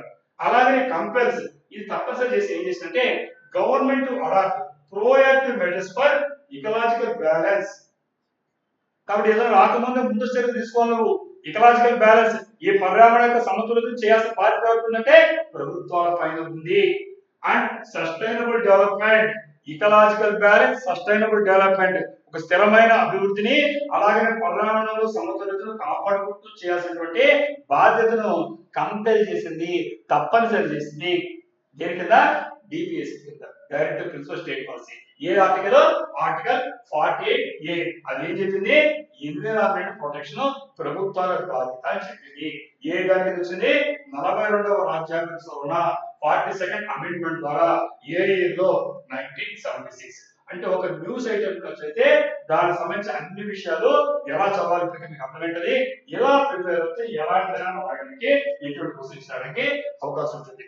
మరి దాని తర్వాత ఇంకొక ఐటమ్ పోతాం. కరెంట్ అఫైర్స్ లో చాలా మంచి విషయాలు అనేకమైన డిస్కస్ చేస్తున్నాం. దాంట్లో భాగంగా ethanol blending in India. Next heading ఏంటి? Ethanol blending in India. E20 నుంచి E26 డిబేట్. ఇది డిబేట్ జరుగుతోంది. E20 నుంచి E26 కి ఇథనాల్ అనేది బ్లెండింగ్ అంటే కలపడం. దీని గురించి మొత్తం ఇస్తున్నాం బేసిక్స్ అని. ఇక్కడ కోరేడ్ అంటే India is increasing ethanol mixing in petrol to release oil imports. ఈ రోజు వెస్ట్ ఏషియా, పశ్చిమాసియా యొక్క క్రైసిస్ సంక్షోభం చూస్తున్నాం. మనకి ఆ హెర్మోస్ జలసంధి నుంచి ఆ స్టేట్ నుంచి ఆయిల్ రావాలి, ఎన్ని ఇబ్బందులు ఎదుర్కొంటున్నాము, దొంగ దగ్గర రావాల్సి వస్తుంది, తక్షణమే తండాలు పడుతున్నాం. సో ఇలాంటి పరిస్థితుల్లో మనకి ప్రతిరోజు కూడా ఈ యొక్క ఎనర్జీ సెక్యూరిటీ చాలా ఇబ్బంది పరిస్థితి వస్తుంది. అలాంటి పరిస్థితుల్లో ఇక్కడ ఈ భారతదేశం ఏం చేసిందంటే ఇథనాల్ మిక్సింగ్ ఏమంటామో బ్లెండింగ్ అంటాం. బ్లెండింగ్ అంటే కలపడం, మిక్స్ చేయడం. సో ఇథనాల్ మిక్స్చర్ దేంట్లో కలుపుతుంది? పెట్రోల్. అంటే ప్యూర్ పెట్రోల్ కాకుండా దాన్ని ఏం కలుపుతామో ఇథనాల్ కలుపుతుంది. కాబట్టి దీనివల్ల ఆయిల్ ఇంపోర్ట్స్ తగ్గించుకోవడానికి, బయట తెచ్చుకోవడం కష్టం ఉంది, మనకి రేట్లు పెరిగిపోతున్నాయి వరకు వల్ల. కాబట్టి మనం తగ్గించుకోవడం ఏం చేయాలి? పెట్రోల్ కావాలి. ఈ పెట్రోల్ ఇథనాల్ కలిపితే సరిపోదు. అట్లా కలిపి ఊహించుకోవాలి. ఎందుకంటే మీరు ఎందుకు మీకు అవ్వాలంటే కూడా పెళ్లి కలుపుతున్నారు, అలా ఊహించుకోవాలి. ఇది మీ సైంటిఫిక్ ఎక్స్పెక్ట్ చేయబోతుంది. ఇక్కడ ఎందుకు వార్తల్లోకి వచ్చిందంటే industry pushing for higher blending beyond 20%. ఎందుకంటే పరిశ్రమ అనేది ఈ రోజు హైయర్ 20 నుంచి 27 కలిపే పరిస్థితి. ఇప్పటి వరకు మనం ఎలా ఉండేవాళ్ళం అంటే E10, E20 మాట్లాడేవాళ్ళం, అంటే బ్లెండింగ్ గురించి చెప్తాం. ఇక్కడ మనం E20 అంటే 20% ఇథనాల్ ప్లస్ 80% పెట్రోల్. E20 అంటే ఎంతమ్మా? 20% ఇథనాల్, 10% 80% పెట్రోల్. అంటే మాకు 100 లీటర్లు తీసుకున్నాము, 80 లీటర్లు పెట్రోల్ ఉండి 20% మనకు వచ్చి ఇథనాల్ ఉంటే దాన్ని E20 అంటారు. అలాగే మనం ఈ 10 అన్నారు అనుకోండి, 10% ఇథనాల్ ఉంటే 90% పెట్రోల్ ఉంటుంది. ఇప్పుడు ఏం చేస్తుంది గవర్నమెంట్? E20 నుంచి E27 కి కలపాల్సి వస్తుంది. అంటే ఇథనాల్ శాతం ఎక్కువ పెంచుతుంది. ఇథనాల్ అంటే మనకు ఈజీ వస్తుంది, పెట్రోల్ కష్టం ఉంది, అర్థం కదా? సో కాబట్టి ఇలాంటివి చేస్తే ఈ వెహికల్స్ వాటిలో మీకు అప్పుడు ఏమవుతుంది, బయటికి తాగడం కష్టం ఉంది. కాబట్టి ఇలాంటి ఫ్యూచర్ లో రాబోయే వెహికల్స్ ఉంటాయి మోడల్స్ కూడా. సో ఇది మనకు కాన్సెప్ట్. సో ఇక్కడ మనం అసలు ఇక్కడ ఇదే సందర్భంలో దీంతో పాటుగా మీకు బేసిక్స్ ఐడియా ఉండదు కాబట్టి అలాంటి విషయాలు నేను సైన్స్ పార్ట్ గా చెప్తూ పోతున్నాను. 1G ఇథనాల్, 2G ఇథనాల్ రెండు పదాలు వస్తాయి. ఇప్పుడు చెప్పినట్టుంది E10 చెప్పాను, E20 చెప్పాను, E27 చెప్పాను. వార్తల్లో ఎందుకు వచ్చిందంటే E20 నుంచి E27 వచ్చింది, డిబేట్ జరిగింది. ఇది రైటా రాంగా పక్కన పెడతాం. ఇలాంటి పరిస్థితుల్లో ఇక్కడ మనకు ఇంకొక రెండు టెక్నాలజీ బేసిక్స్ ఇస్తున్నాను. ఒకటి 1G, 2G. Sir phones sir మనకు ఉండేది 1G phone, 2G phone, 3G అంటే ఇక్కడ ప్రతి దాంట్లో వాడతాము. ఇక్కడ 1G దేనికి వాడతాం అంటే దీనికి వాడతాం. 1G ఇథనాల్ అంటే ఇది first generation ethanol. 1G ethanol అంటే ఫస్ట్ జనరేషన్. G అంటే జనరేషన్, మొదటి తరం ఇథనాల్ అంటాం. 2G అంటే సెకండ్ జనరేషన్ ఇథనాల్. మరి ఈ ఫస్ట్ 1G ఇథనాల్ అంటే bio ethanol produced from food crops in rich in sugar or starch. అంటే షుగర్ అంటే తెలుసు మీకు, చక్కెరలు కానీ, స్టార్చ్ అంటే పిండి పదార్థాలు. అలాంటివి ఎక్కువ ఉండేటువంటి ఫుడ్ మెటీరియల్ ఏముంటుందో ఆ పదార్థాలు వాటిలోంచి ఇథనాల్ తయారు చేస్తారు. ఏమంటారు? 1G ఇథనాల్ అంటారు. అర్థమైందా కాన్సెప్ట్? ఏవైతే మనకు ఫుడ్ క్రాప్స్ ఆహార పంటలు ఉన్నాయో ఆహార పంటల్లో షుగర్ కానీ, స్టార్చ్ కానీ, చక్కెర పదార్థాలు కానీ, పిండి పదార్థాలు ఎక్కువ ఉండేటువంటి వాటిలో నుంచి ఇథనాల్ కానీ, బయో ఇథనాల్ అంటే అవన్నీ జీవ సంబంధమైన ఇథనాల్ తయారు చేస్తున్నారు. అంటే దాన్ని ఏమంటామంటే 1G ఇథనాల్ అంటారు. ఏమంటారు? 1G ఇథనాల్ అంటే ఫస్ట్ జనరేషన్ ఇథనాల్. అది దాంట్లో ఎక్కడి నుంచి ఇస్తారంటే షుగర్ కేన్, చెరుగడల వాటిలో నుంచి మెయిజ్ కానీ, కార్న్ కానీ, మొక్కజొన్నలు కానీ, జొన్నలు కానీ, వీటిల్లో పిండి పదార్థం ఉంటుంది, లేదా చక్కెర ఉంటుంది షుగర్ కేన్ లో. ఇలాంటి ఫుడ్ క్రాప్స్ అంటే ఆహార పంటల సంబంధించిన వాటి నుంచి వీటి ఆధారంగా మనం బయోఫ్యూల్స్ తయారు చేసినప్పుడు దాన్ని 1G అనేవాడు పెంచారు. 1G ముఖ్యంగా ఎక్కడ వాడతారంటే బ్లెండింగ్ విత్ గ్యాసోలిన్. అంటే దేనికి వాడతారంటే మంచి గ్యాస్ ఓవెన్తో కలుపుతారు E10 E20. E10 తెలుసు కదా ఇప్పుడు మీకు. E10 అంటే ఇథనాల్ 10%, 90% పెట్రోల్. E20 అంటే ఇథనాల్ 20%, పెట్రోల్ 80%. అంటే ఈ అంటే ఇథనాల్ గుర్తుపెట్టుకోండి. ఈ అంటే ఇథనాల్ అని. ఇథనాల్ ఎక్కడ తయారవుతుంది? వీటి నుంచి ఇప్పుడు చెప్పిన ఫుడ్ టాప్స్ నుంచి. ఎక్కడైతే షుగర్ కానీ చక్కెర కానీ ఎక్కడైతే పిండి పదార్థం ఉంటుందో వాటిల్లో నుంచి తయారు చేసిన ఇథనాల్ తయారవుతుంది. దీన్ని 1G అనేవాడు ఫుడ్ టాప్స్ నుంచి. అయితే దాని తర్వాత 2G స్టార్ట్ అయిందమ్మా. ఈ 1G తర్వాత నుంచి 2G. ఇది నాన్ ఫుడ్ మెటీరియల్. ఇక్కడేమో ఫుడ్ టాప్స్ నుంచి 1G అయితే ఇది నాన్ ఫుడ్ అంటే ఆహారానికి సంబంధం లేదు. ఎక్కడి నుంచి తయారవుతుందంటే బయోమాస్ అంటే అగ్రికల్చర్ వేస్ట్. పంటలు పండిస్తాము, పంటల నుంచి నువ్వు చేసుకుంటే ఇంకో ఆహారం దిగిపోవాలి. అలా కాకుండా పంటలు వేస్ట్ ఉంటాయి మనకి, అంటే వృధా అయిపోతుంది పంటల్లో. ఆ అగ్రికల్చర్ వేస్ట్ లో వచ్చి అలాగే క్రాప్ రెసిడ్యూస్, పంట కోసాము కింద వస్తే వరి వస్తుందో అలా మొక్క అలాంటి అర్థం. అంటే ఇందులో పంటలనే చేసేవాడు. టెక్నాలజీ పెరిగింది, నెక్స్ట్ జనరేషన్. మన ఫోన్స్ పెరిగిందో వీటి పెరిగింది నెక్స్ట్ జనరేషన్. ఇక్కడ ఈ క్రాప్ రెసిడ్యూస్ అంటే మన ఆహార పదార్థాల్లో మన పంటలు పోయిగా మిగిలినటువంటి కలుపు లాగించిన మొక్కలు వాటిలో నుంచి అగ్రికల్చర్ వేస్ట్ లో నుంచి గుడి మెటీరియల్స్ ఏవైతే పొయ్యిలు మనం కోసామనుకోండి సామెలకు చెత్తలా వస్తాయి, అలాంటి వాటి నుంచి ఈ తయారు మొదలుపెట్టారు. అంటే మొదట్లేమో ఫుడ్ టాప్స్ చేశారు, తల చేశారు నాన్ ఫుడ్. ఇలాంటి వేస్ట్ మెటీరియల్ చెత్త నుంచి బంగారు సృష్టించాలి కాన్సెప్ట్ అర్థమైంది. ఇలా చేసినప్పుడు ఏమవుతుంది, పంటలు కూడా ఇబ్బంది లేకుండా వచ్చింది. ఇలా చేసాం. సో కాబట్టి దీని అప్లికేషన్ ఏంటంటే యూజ్డ్ యాజ్ ట్రాన్స్పోర్టేషన్ ఫ్యూయల్ అనేటువంటి to increase octane levels, reduce pollution and meet blending targets. కాబట్టి మనం అనేక రకాల టార్గెట్స్ ఉన్నాయి. ఇక్కడ ఏం చేస్తున్నాను, ఆక్టేన్ లెవెల్స్ పెంచుతున్నాను, అలాగే మనం పొల్యూషన్ తగ్గిస్తున్నాను. ఈ విధంగా మనకు ఇది ట్రాన్స్పోర్టేషన్ వాడడానికి 2G వాడడం మొదలుపెట్టారు. 2G అంటే నార్త్ పాయింట్స్. ఓకేమా. మరి ఇదే సందర్భంలో ఇక్కడ మీకు ఈ FFA అనే పదం వచ్చిందమ్మా. FFA అంటే ఏంటి అంటే flexible or flexi fuel vehicle FFA అంటారు. నోట్ చేసుకోండి టెర్మినాలజీ. FFV ఫ్లెక్సీ అనొచ్చు, ఫ్లెక్సిబుల్ అనొచ్చు, రెండు కరెక్టే. దాన్ని ఫ్యూయల్ వెహికల్ అంటే ఫ్లెక్సీగా ఇప్పుడు మోడల్ బ్లెండింగ్ అంతే కదా. ఎలా పనిచేస్తుందంటే equipped with internal combustion engine capable of running on gasoline or blend of gasoline and ethanol. అంటే గ్యాసోలిన్ తో పనిచేస్తుంది ఆర్ దాంతో గ్యాసోలిన్ ప్లస్ ఇథనాల్ ఆ రెండు కలిపి. అంటే ఫ్లెక్సిబుల్ ఉందా లేదా వెహికల్ నీకు ఇదే కావాలి కాబట్టి చూస్తున్నాం వెహికల్స్. ఇప్పుడు మనం ఇంతకుముందు గ్యాస్ తెలియదు, ఇప్పుడు పెట్రోల్ పంప్ గ్యాస్ అంటారు. మీరు ఆల్రెడీ మార్కెట్ లో చూస్తున్నారు. ఇదేంటంటే లేదు సార్ అంతా పనిచేస్తుంది సార్ అంటారు. ఎస్, గ్యాస్ తో పనిచేస్తుంది ప్లస్ గ్యాసోలిన్ ప్లస్ ఇథనాల్ ఈ రెండు మిక్స్ అయిపోయిన దాన్ని FFA అనే పేరుతో ఫ్లెక్సిబుల్ ఉంది. కాబట్టి ఈ గ్యాస్ అండ్ గ్యాస్ తో పెట్రోల్ రెండు మిక్స్ చేసుకుంటే ఎక్కువ నీకు వస్తుంది తినడానికి, మైలేజ్ వాడుతున్నారు. సో కాబట్టి ఈ విధంగా చూస్తే ఈ ఇథనాల్ 83%, 100% సేమ్ దాంతో తీసుకొస్తారు. ఇక్కడ మన కరెంట్ బ్లెండింగ్ ఎంత ఉందంటే E20 ఉంటే ఇప్పుడు గవర్నమెంట్ ఏం చేస్తుందంటే E27 వెళ్ళాలనుకుంటుంది. అంటే ఇథనాల్ 27% ఇస్తే మనకు ఈ పెట్రోలియం ప్రొడక్ట్స్ అనేది 80 కాదు 67 అనుకో అట్లా చేసుకోవడానికి చేసుకోవడం ట్రై చేస్తుంది. మరి ఇంతకుముందు ఎలా ఉందంటే 1.5% రిలీజ్ అయ్యో. ఈ రోజు మనం చూసాం కరెంట్ బ్లెండింగ్ 20%. అంటే నెమ్మదిగా ఇథనాల్ శాతం పెంచుకుంటూ పెట్రోల్ తగ్గించుకుంటూ పోతున్నాం. అప్పుడు మనకి ఇంపోర్ట్స్ ఇబ్బంది అయినా ఎలాంటి సమస్య లేకుండా ఎకానమీ స్థిరంగా ఉండడానికి అదే కాన్సెప్ట్ ఇలా గవర్నమెంట్ స్ట్రాటజీలు బాగున్నాయి. కాబట్టి ఆయిల్ అనేది ఇలా చేయడం వల్ల మనకు సంవత్సరానికి 45 మిలియన్ బ్యారెల్స్ పడుతుంది. ఒక బ్యారెల్ రేట్ చూస్తున్నాం. కాబట్టి సంవత్సరం మిలియన్ అంటే 10 lakhs, 45 మిలియన్ బ్యారెల్ సంవత్సరం తగ్గిందంటే అంత ఆయిల్ ఎంత మిగులుతుంది ఎకానమీ ఆలోచిస్తారు. సో అలాగే మనం చూస్తే కాబట్టి 1.44 lakhs crores డబ్బులు మిగులుతాయి. ఇది చేయడం వల్ల మనకు వచ్చే ఉపయోగం ఏంటంటే 45 మిలియన్ బ్యారెల్ సంవత్సరానికి మిగిలితే మనం డబ్బుల రూపంలో మాట్లాడితే 1.44 lakh crores మిగులుతుంది. మరి దీంట్లో ముఖ్యంగా ఈ యొక్క ఎలక్ట్రానిక్ వెహికల్స్ ఏమైతే వాడుతున్నామో వీటిలో ముఖ్యంగా అరౌండ్ 3% ఉంది. సో ఈ విధంగా మనము ఈ రోజు ఈ వార్తలు వచ్చింది. దీనిలో అనేకమైనటువంటి విషయాలు మనము చర్చించడం జరిగింది. నెక్స్ట్ ఐటమ్ చూద్దాం. నెక్స్ట్ ఐటమ్ కూడా ఒక విధంగా సంబంధించినటువంటి ఎనర్జీ సంబంధించిన విషయం మాట్లాడుతున్నాం. అదేంటంటే India imports LPG and LNG from Angola. ఏంటిది అంగోలా? ఎక్కడ ఉంది అంగోలా? ఆఫ్రికాలో ఉంది. అంగోలా ఎక్కడ ఉంది? ఆఫ్రికాలో ఉంది. A vast country in Africa noted for natural wonders. రకరకాల వాటర్ ఫాల్స్ కావచ్చు ఇతర తరకి ఫేమస్ ఆఫ్రికా అంటే. ఎందువల్ల అంగోలాకి మనము వెస్ట్ ఏషియా క్రైసిస్ వల్ల. పశ్చిమాసియా సంక్షోభం వల్ల ఎంతైనా వ్యూహాత్మకంగా వెళ్ళాల్సి వస్తుంది కాబట్టి అంగోలా సైడ్ వచ్చింది భారతదేశం. అందువల్ల మనము నెక్స్ట్ ఆటోమేటిక్ రకరకాల సోర్స్ ఎత్తుకుంటున్నాం. ఇథనాల్ మనం చెప్పినప్పుడు E20 నుంచి E27కి వెళ్ళాం. లోకల్ తయారు చేసుకుంటున్నాం.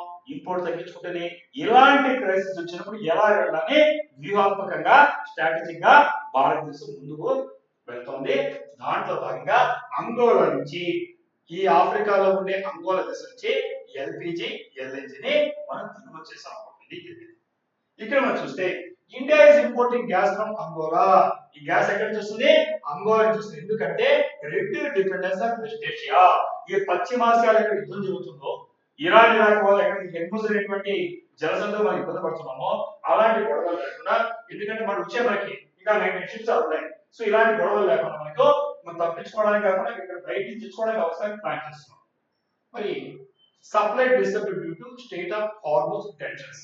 ఈ హార్మోజ్ జలసంధి యొక్క ఉద్రిక్తుల వలన మనకి ఏంటంటే సంక్షోభం ఏర్పడింది.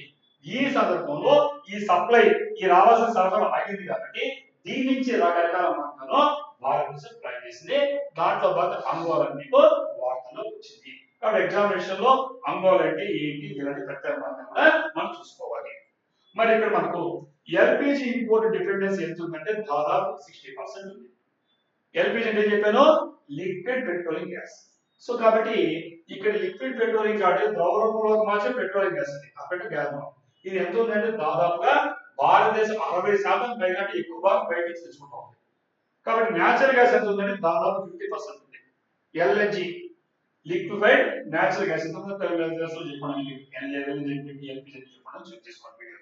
మరి హార్మోజ్ అనేది దీని ద్వారా దాదాపు 80% గ్లోబల్ ఆయిల్ భారతదేశమే కాకుండా ప్రపంచవ్యాప్తంగా ఎక్కడైతే సంక్షోభం ఉందో, ఎక్కడైతే వెస్ట్ ఏషియా క్రైసిస్, ఎక్కడైతే పశ్చిమాసియా సంక్షోభం ఉందో ఆ దారి గుండా ప్రపంచానికి అవసరమైనటువంటి దాదాపు 20 to 25% ఎక్కడ చూస్తుంటే ఈ హెర్మోజ్ అనేటువంటి హార్మోజ్ అనేటువంటి జలసంధి లేదా స్టేట్ ద్వారా వస్తూ ఉంది. కాబట్టి అంగోలా అంటే మరి ఎందుకు ఎంచుకున్నామంటే ఇక్కడ మనకి ఎంత టైం పడుతుంది? 10 to 15 days పడుతుంది. ఆఫ్రికాలో ఉండేటువంటి అంగోలా నుంచి మనకు ఇప్పుడు తెచ్చుకోవాలనుకునేటువంటి ఎల్పిజి కానీ ఎల్ఎన్జి తెచ్చుకోగలిగితే ఎన్ని రోజులు పడుతుంది? ఇంపార్టెంట్ కదా. సో ఎంత పడుతుంది? 10 to 15 days. ఇది మనకు మరి ఎల్పిజిలో ఏముంటుంది? ఇంతకుముందు చెప్పారు ప్రొపేన్ ప్లస్ బ్యూటేన్ గ్యాస్ ఉంటుంది. ఈ లిక్విడ్ పెట్రోల్ గ్యాస్ లో propane plus butane formula. So LPG formula ఏంటి ఎగ్జామ్ అడగచ్చు. ఏంటది? సైన్స్ పెట్టింది propane plus butane. Propane plus butane ని లిక్విఫైడ్ పెట్రోలియం గ్యాస్ ఎల్పిజి తో పిలుస్తాం. మరి ఎల్ఎన్జి ఏంటి? Liquefied natural gas. మరి ఇవన్నీ కూడా మనం డిస్కస్ చేసాం. ఇక్కడ మనం ఉండేటువంటి దాంట్లో మనం ఇన్స్టిట్యూషన్స్ ఐఓసిఎల్ కానీ, డిపిసిఎల్ కానీ, హెచ్పిసిఎల్ కానీ, గెయిల్ కానీ ఇలాంటి ఇన్స్టిట్యూషన్స్ ఏవైతే పెట్రోలియం సంబంధించి శుద్ధి కర్మాగారాలు ఇవన్నీ ఇన్వాల్వ్ అవుతాయి. ఇక్కడ మనం తీసుకున్న దాంట్లో ఈ అంగోలా ఆయిల్ కంపెనీ ఇక్కడ మనకు సోనంగాల్ అనేటువంటి ఇది ఇన్వాల్వ్ అయింది. సో ఈ పెద్ద మీకు అవసరం ఉండదు కానీ ఇక్కడ చట్టాలు కూడా గుర్తుపెట్టుకోండి. Essential commodities act 1935. Essential commodities act 1935 అత్యవసర మనకు సరుకుల చట్టం ఉంది. ఇక్కడ మనకు దీన్ని బ్లాక్ చేసేయకుండా ఇలా చేస్తుంది బ్లాక్ మార్కెట్, దానికి సంబంధించి చట్టం చూసుకోండి. అలాగే ఇది ఏ లిస్ట్ లో ఉంది అంటే పెట్రోలియం ఉంది యూనియన్ లిస్ట్ లో ఉంది. స్టేట్ లిస్టు, కాంకరెంట్ లిస్టు ఇలా తెలుసు కదా మీకు. యూనియన్ లిస్ట్ లో ఉంది. దాని నంబర్ ఎంత అంటే ఎంట్రీ నంబర్ 53. ఎంట్రీ నెంబర్ ఎంత? 53. పెట్రోల్ చాలా ఇంపార్టెంట్ కాబట్టి ప్రస్తుతం క్రైసిస్ ఎగ్జామినేషన్ కాబట్టి మనకు కావాల్సింది. కాబట్టి union list, state list, concurrent list union list. Entry ఎంత? 53. ఇది గుర్తుపెట్టుకోండి. రైట్. మరి ఇక్కడ ఇది అయిన తర్వాత ఇక్కడ ఇంకొక ఇష్యూ వచ్చిందమ్మా. మరి WTO వరల్డ్ ట్రేడ్ ఆర్గనైజేషన్ ప్రపంచ వాణిజ్య సంస్థ సంబంధించి అనేక విషయాలు మాట్లాడాం. ఇంతకుముందు కూడా గత సెషన్స్ లో ఈ రోజు మాట్లాడుతున్నాం. WTO వరల్డ్ ట్రేడ్ ఆర్గనైజేషన్ ఈ ప్రపంచ వాణిజ్య సంస్థ ఏమవుతుందో అది ఇక దాని సంబంధించి సబ్సిడీ ఇష్యూలు వచ్చిందమ్మా. ముఖ్యంగా ఇండియా స్టాండ్, భారతదేశ వైఖరి. ఇప్పుడు ఒక డిస్కషన్ జరిగినప్పుడు ఒక 10 మంది కూర్చున్నారు. ఈ స్టాండ్ అని చెప్పిన ముందు ఉంటావా? 20 మంది 10 మంది కూర్చొని మాట్లాడుతున్నాము. వాడు అన్నాడు ఎందుకు చేశారు ఏదో ఒకటి ఈ వరల్డ్ ట్రేడ్ ఆర్గనైజేషన్ ఈ ప్రపంచ వాణిజ్య సంస్థ ఏం జరిగిందంటే మినిస్ట్రియల్ కాన్ఫరెన్స్ జరిగింది ఆ దేశాలకి, సభ్య దేశాలకి. అంటే ఈ ప్రపంచంలో వాణిజ్య సంబంధించిన రూల్స్ అండ్ రెగ్యులేషన్ ఉంటున్నాయో ఇది చేసే దాంట్లో మినిస్ట్రియల్ కాన్ఫరెన్స్ ఆ జరిగినప్పుడు ఇక్కడ ఇష్యూ డిస్కస్ చేశారు. ఏ డిస్కస్ చేశారంటే ఫిషర్ మ్యాన్ డిస్కస్ చేశారు. ఏ ఫిషర్ మ్యాన్ అంటే స్మాల్ ఫిషర్ మ్యాన్, చిన్న చేపలు పట్టుకోవాలి. నీకు వ్యాపారం, నాకు జీవనాలు, తేడా గురించుకోండి. నీకు వ్యాపారం business, for me it's a livelihood, నాకు బతుకు తెలుగు. చిన్న పదాలు ఇంగ్లీష్ తెలుగులో అర్థం కాదు. ఎస్, ఇక్కడ ఇండియా స్టాండ్ ఏంటో అర్థం కదా. India support small fissure man. ఇక్కడ మనం ప్రపంచ వాణిజ్య సంస్థలతో జరిగిన దాంట్లో ఈ రోజు భారతదేశం వైపు ఎవరి పక్కన నిలబడుతుంది? చిన్న చేపలు పట్టుకుని జాబలు ఫిషర్ మ్యాన్ స్టాండ్ ఉంటుంది. కాబట్టి opposes strict global subsidy rules, ప్రపంచ స్ట్రిక్ట్ గా ఉండే గ్లోబల్ రూల్స్. అది చిన్న రైతులు లేకపోతుంది, వ్యాపారం చేసుకోవడం, బతుకుతారు బాబు, నీకు బిజినెస్ రా, లైవ్లీహుడ్ గా మాట్లాడుతున్నాం భారతదేశం. అదే ఇప్పుడు కాన్సెప్ట్ మీకు. మిగతా దేశాలు మాట్లాడేది, చాలా దేశాలు ఏం మాట్లాడుతుంది? బిజినెస్ గా మాట్లాడుతున్నాయి. భారతదేశం మాట్లాడుతుంది మన ఆయంగిలో చూడదు, బతుకుతారు చూడాలి. కాబట్టి వాడు మీద ఒకటి కాదు, బిజినెస్ చేసేవాడు బతుకుతారు కోసం ఒకటి కాదు, చిన్న చిన్న చేపలు పట్టడం వృత్తి లాంటిది. ఏ తరఫున మాట్లాడాలని ఇష్యూ తిన్నామో ఇది ఎగ్జామ్స్ రావడం జరిగింది. మరి ఇక్కడ చూసినప్పుడు ఇక్కడ మనకు ఈ ఫిషర్ మ్యాన్ ఫ్యామిలీస్ ఎన్ని ఉన్నాయి చూస్తే మనకు భారతదేశంలో అరౌండ్ 9 మిలియన్స్ ఉన్నాయమ్మా. ఎంత ఉన్నాయి? మిలియన్ అంటే ఏం చెప్పాను మీకు నేను? 10 lakhs. అరౌండ్ 9 మిలియన్ అంటే 90 lakhs. అరౌండ్ 9 మిలియన్స్ ఇక్కడ కుటుంబం భారతదేశంలో చేపలు పట్టే కుటుంబాలు ఉన్నాయి. ఇండియా సబ్సిడీ ఎంతంటే ఒక ఫ్యామిలీకి $15. డాలర్స్ చెప్తానంటే ఒక కుటుంబానికి భారతదేశం ఇచ్చే సబ్సిడీ ఎంతంటే $15 ఇస్తుంది. మరి డెవలప్మెంట్ నేషన్స్ ఏం చేస్తే వెరీ హై సబ్సిడీ ఇస్తున్నాయి. సార్ మంచిది కదా ఇస్తున్నారంటే నెక్స్ట్ మాట్లాడవచ్చు. అర్థమైంది మీకు? వాళ్ళు ఇస్తున్నారు కదా సార్ అంటే మాట్లాడలేదే. ఇప్పుడు మనం ఈ సబ్సిడీస్ భారతదేశం దీంట్లో ఈ సబ్సిడీ తక్కువ ఉంది. ఇక్కడ డెవలప్డ్ నేషన్స్ ఏవైతే అభివృద్ధి చెందినారో, ఏవైతే యుఎస్ గాని లాంటి దేశాల్లో ఎక్కువ సబ్సిడీ ఇస్తుంది చర్చ. ఇదే సందర్భంలో మీకు 10 పదాలు పరిచయం చేస్తున్నారు. ఇక్కడ ఆర్టిసనల్ ఫిషింగ్ అంటే ఏంటంటే స్మాల్ స్కేల్ ట్రెడిషనల్ ఫిషింగ్. సాంప్రదాయంగా చేపలేసి గాలం వేసి వల వేసుకొని పట్టుకుంటారు కదా, గాలంతో యాంగిల్తో కానీ ఒక నెట్ ఫిషింగ్ నెట్ తో కానీ ఇంకా రకరకాల పద్ధతులు ఉన్నాయి. చేపలు పడి 100 రకాలు ఉన్నాయి. ఇలాంటి వాటిని స్మాల్ స్కేల్ ట్రెడిషనల్ ఫిషింగ్ అంటాం.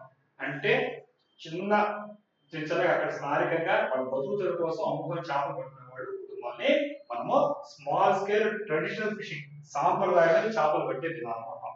సో దాన్ని ఏమంటున్నామంటే ఆర్టిజనల్ ఫిషింగ్ అంటాం. ఏమంటామా? ఆర్టిజనల్ ఫిషింగ్. సో ఓవర్ ఫిషింగ్ అంటే ఏంటంటే క్యాచింగ్ మోర్ ఫిష్ దాన్ సస్టైనబుల్. నువ్వు బతకడానికి కాకుండా ఎక్కువ పడేసావు, దాన్ని ఏమంటామో ఓవర్ ఫిషింగ్. అర్థమైంది నీకు? నీకు అడుగు కాదు, ఎక్స్ట్రా కాదు చేసుకుంటాం బోర్డ్ కిల్లింగ్ లాగా, దీన్ని మనం ఓవర్ ఫిషింగ్ అంటాం. ఇదే సందర్భంలో ఇంకొక టెక్నిక్ వస్తుంది, ఎస్ అండ్ డిటి. ఇంతో చెప్పండి, ఎస్ అండ్ డిటి అనేది వరల్డ్ ట్రేడ్ ఆర్గనైజేషన్ వచ్చిన ఎస్ అండ్ డిటి అంటే ఇక్కడ మీకు special treatment for developing nations. ఏదైతే అభివృద్ధి చెందిన దేశాలు ఉన్నాయో వాళ్ళకి మనకు ప్రత్యేకంగా స్పెషల్ గా డిఫరెన్షియల్ ట్రీట్మెంట్ కావాలి. S and DT, special and differential treatment. అంటే ఒకేలా చూడకూడదు. ఇప్పుడు మనం అంటారు కదా, ఇప్పుడు బాగా బలిసిన వాడికి ఒకేలా చూడకూడదు, వేరేగా చూడాలి. కానీ మన స్పెషల్ డిఫరెన్షియల్ ట్రీట్మెంట్ అని పేరుతో పిలుస్తారు. కాబట్టి డెవలప్డ్ కంట్రీస్ వేరే, డెవలపింగ్ కంట్రీస్ వేరే, అండర్ డెవలప్డ్ వేరే. 3 రకాలు ఉన్నాయి. ఒకటి అభివృద్ధి చెందిన దేశాలు, ఒకటి అభివృద్ధి చెందని దేశాలు, మూడోది అభివృద్ధి చెందుతున్న దేశాలు. కాబట్టి ఇక్కడ అందరూ ఒకేలా కాదు. ఏదైతే మనకు డెవలపింగ్ కంట్రీస్ ఉన్నాయో, ఏదైతే అభివృద్ధి చెందుతున్న దేశాలు ఉన్నాయో, ఏ థర్డ్ వరల్డ్ కంట్రీస్ అని పిలుస్తున్నామో, మూడో ప్రపంచ దేశాలు పిలుస్తున్నామో, వాటి ప్రత్యేకమైనటువంటి స్పెషల్ గా ఉండేటువంటి డిఫరెన్షియల్ ట్రీట్మెంట్, కొన్ని విభిన్నమైనటువంటి ట్రీట్మెంట్ ఉండాలి. రాయితీలో ఉండేటువంటి దాంట్లో నియమాలు కావచ్చు. ఇది కాన్సెప్ట్ అభివృద్ధి. కాబట్టి ఈ సందర్భంలో ఎస్ అండ్ డిటి చాలా ఇంపార్టెంట్. ఇక్కడ మనం చూసినప్పుడు India rejects the current text arguing it does not adequately protect small fishermen and demands A 25-year exemption for developing nations. కాబట్టి ఇండియా రిజెక్ట్ చేసింది. మీరు చెప్పే పద్ధతులు కరెక్ట్గా లేవు, మాకు 20 సంవత్సరాల పాటు ఎగ్జామ్షన్ ఇవ్వాలి. ఎవరికి కావాలి? ఇక్కడుండే స్మాల్ ఫిషర్మెన్. ఎవరైతే చిన్నగా ఉండి వాళ్ళ బతుకు తెర కోసం పట్టుకుంటున్నారో, మీరు ఇచ్చే అంతర్జాతీయ జలాలు ఏమవుతున్నాయో ఈ జలాలు చేపలు పట్టుకోవడం, మీరు డెవలప్ చేసిన కండిషన్స్ వేరే, మీకు ఇచ్చేటువంటి కండిషన్స్ వేరే ఉండొచ్చు. బట్ అభివృద్ధి చెందుతున్న దేశాల్లో లైవ్లీహుడ్ కోసంగా, బతుకు తెరువు కోసంగా, జీవనాధార కోసంగా చేపలు పడుతున్నారు. కానీ అందరూ ఒకేలాగా చూడడం కరెక్ట్ కాదు. కాబట్టి స్పెషల్ అండ్ డిఫరెంట్ ట్రీట్మెంట్ కావాలి. ఎక్కడ కావాలి? Developing countries, not only India, developing country. ఏ దేశాలైతే డెవలపింగ్ కంట్రీస్ ఉన్నాయో, ఏ దేశాలైతే అభివృద్ధి చెందిన దేశాలో అక్కడ బతుకు తెరువు కోసం చేస్తున్నారు చేపలు పట్టడం అనేది. ఇది జీవనాధారము. కాబట్టి వాళ్ళని ఇది సరిగ్గా రక్షించలేకపోతుంది, దీన్ని సమీక్షించాలని ఆర్గ్యూ చేస్తుంది. అందుకోసం ఈ వార్తలకి వాళ్ళు దీని వీడియో చదువుకోవచ్చు. కాబట్టి అదేవిధంగా ఇక్కడ ఎస్ఎన్ అండ్ డీటెయిల్ తెలుస్తుంది మీకు, special and differential treatment.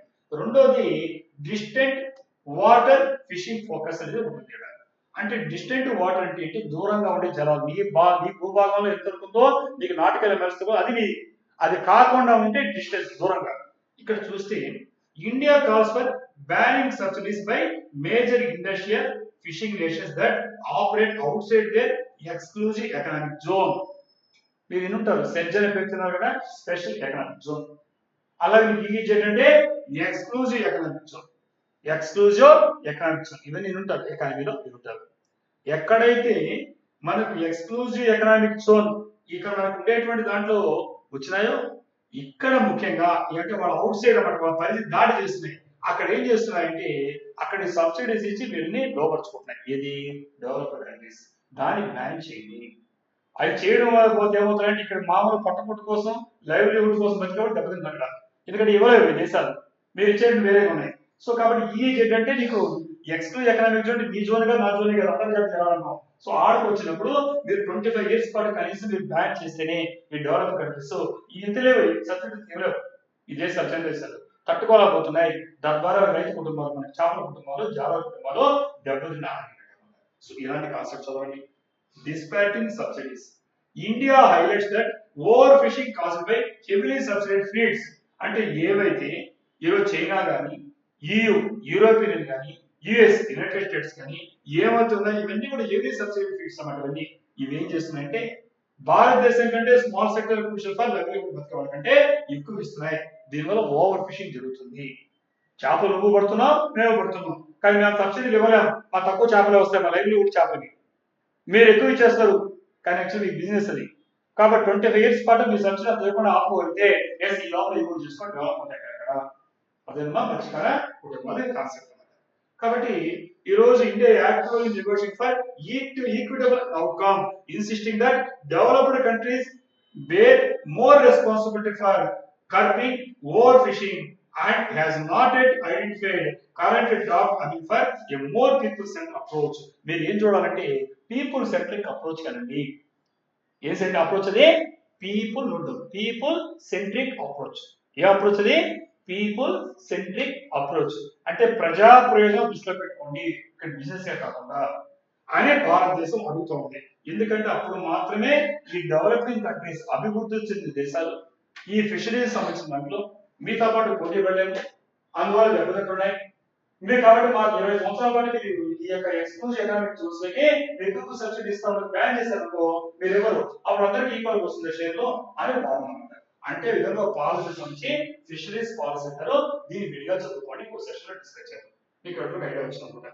So ఇక్కడ మనకు ఇది ఏ దానికి సంబంధించిన మినిస్ట్రీ అంటే ఇందుకు చెప్పినట్టుగా మినిస్ట్రీ ఆఫ్ కామర్స్ అండ్ ఇండస్ట్రీకి వస్తుంది. ఈ సబ్జెక్ట్ దేనికి వస్తుంది?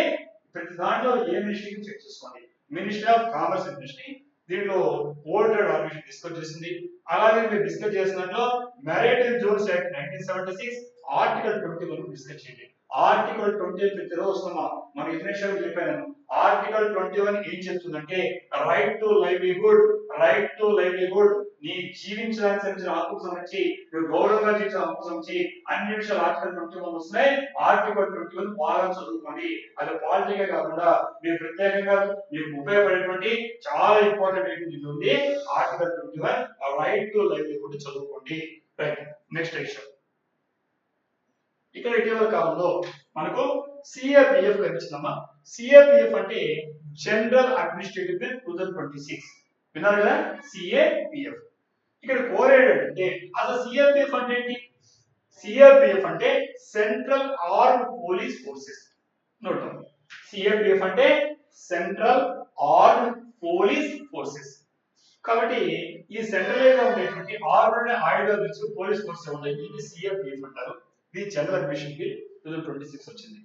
ఇందులో చెప్పినట్టుగా ఏవైతే గవర్నమెంట్ ఇనిషియేటివ్స్ ఉన్నాయో కాంపిటేటివ్ ఎగ్జామ్స్ లో వస్తాయి, ఏవైతే గవర్నమెంట్ బిల్స్ వచ్చే తాజాగా వస్తాయి మీకు, ఏవైతే కరెంట్ ఇలాంటి ఇష్యూస్ మీకు అలవాటు చదవడం. సో దీంట్లో కొత్తగా వచ్చిన బిల్లు కాబట్టి ఇది మనం చెక్ చేస్తాం. బిల్లు వేరే యాక్ట్ వేరే, అమల్లోకి వస్తే యాక్ట్ ఎక్కుంది, ఇది బిల్లు అనమాట. సో ఈ బిల్ అనేది ఇది దీనికి సంబంధించింది. ఏంటంటే new law defines recruitment and IPS role leadership. ఇక్కడ కొత్తగా వచ్చిన బిల్ ఏం చెప్తుందంటే recruitment and IPS role leadership of CAPF. ఈ సెంట్రల్ ఆర్మ్డ్ పోలీస్ ఫోర్సెస్ అని ఏమని పిలుస్తున్నామో, ఈ సెంట్రల్ ఆర్మ్డ్ పోలీస్ ఫోర్సెస్ లో మనకు చూసినప్పుడు ఇక్కడ ఈ సెంట్రల్ ఆర్మ్డ్ పోలీస్ ఫోర్సెస్ లో ఇక్కడ ఐపీఎస్ రోల్ ఏంటి? మీరందరూ కూడా బ్యూరోక్రాట్స్ బాగా కష్టపడుతున్నారు, ఐఏఎస్ కావాలన్నారు అంతే కదా. మరి దీంట్లో ఐపీఎస్ ఇండియన్ పోలీస్ సర్వీస్ యొక్క పాత్ర ఏంటి? ఇప్పుడు మనకు అవసరం ఏంటి? ఎగ్జామినేషన్ పాయింట్ లో యూపీఎస్సీ రాసానికి అవసరం ఉంటుంది, మిగతా వాళ్ళకి అవసరం ఉంటుంది. కాబట్టి ఇక్కడ ఇది ఏం చేస్తుందంటే కొత్తగా వచ్చిన చట్టం ఏం చెప్తుందంటే ఈ బిల్లు ఇది డిఫైన్ చేస్తుంది. ఏం డిఫైన్ చేస్తుంది? రిక్రూట్మెంట్ ని ఈ ఐపీఎస్ ఎలా రిక్రూట్ చేయాలి, ప్లస్ వాళ్ళకి రోల్ ఏంటి దేంట్లో? ఈ సిఆర్పిఎఫ్. సిఆర్పిఎఫ్ అంటే ఏం చెప్పాను? సెంట్రల్ ఆర్మ్డ్ పోలీస్ ఫోర్సెస్ చెప్తున్నాయో దీంట్లో వాళ్ళ పాత్ర అనేది జరిగింది. మరి వార్తల్లో ఎందుకు వచ్చిందంటే బిల్లు రాజ్యసభలోకి ప్రవేశపెట్టారు మార్చి 22 లోక్సభ రాజ్యసభ వచ్చిన బిల్లు. ఏ బిల్ అంటే ఏదైతే ఐపీఎస్ రిక్రూట్మెంట్ ని ఐడెంట్ దానికి రోల్ ని ఈ యొక్క సిఆర్పిఎఫ్ రోల్ ని డిస్కస్ చేస్తాం. ఆ బిల్ వచ్చింది కాబట్టి ఈ బిల్ యాక్ట్ అవుతుంది కాబట్టి ఈ యాక్ట్ కి సంబంధించి కొన్ని వివాదాలు ఇష్యూస్ ఉన్నాయి కాబట్టి దీని గురించి మనం డిస్కస్ చేస్తాం ఎలాంటి మార్పులు వస్తున్నాయి. ముఖ్యంగా ఇప్పుడు మనం చెప్పినట్టు అన్నట్లు ఇది అసలు ఎందుకు వచ్చింది సిఆర్పిఎఫ్ అంటే it generated significant controversy over the balance of power between IPS cadre and the 5 key CPS. అసలు ఎందుకు వచ్చింది వార్త? ఎందుకు వచ్చిందంటే ఏదైతే సిఏపిఎఫ్ అని చెప్తున్నామో, ఏదైతే మనం మాట్లాడుతున్నామో, ఈ సెంట్రల్ ఆర్మ్డ్ పోలీస్ ఫోర్స్ చెప్తున్నామో, ఇక్కడ ఒక కాంట్రవర్సీ బిల్ పెట్టిన కాంట్రవర్సీ వచ్చింది, వివాదాస్పద అయింది. దేనికి సంబంధించి బ్యాలెన్స్ ఆఫ్ పవర్ అంటే ఐపీఎస్ కి ఆల్రెడీ ఇంతకు ఉండేటువంటి ఫోర్సెస్ ఉంటాయి. ఇప్పుడు ఇంతకుముందు వాళ్ళు ఉంటారు పనిచేస్తున్నారు, ఇంతకుముందు వీళ్ళు ఐపీఎస్ వేరే రిక్రూట్మెంట్, వీళ్ళు దాంట్లోకి వెళితే అధికారులుగా మారుతారు కదా. సో వాళ్ళకి ప్రమోషన్స్ నుంచి వస్తాయి గొడవ. మనం చూస్తుంటాం టీచింగ్ లో మెడ్జింగ్ చేసినప్పుడు మాకు గొడవ వస్తుంది.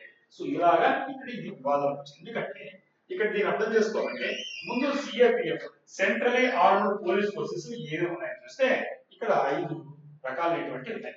అవి number 1 CRPF. Note CRPF. CRPF అంటే central reserve police force. Central reserve police force CRPF అంటారు. ఇది ఒక కాంపోనెంట్.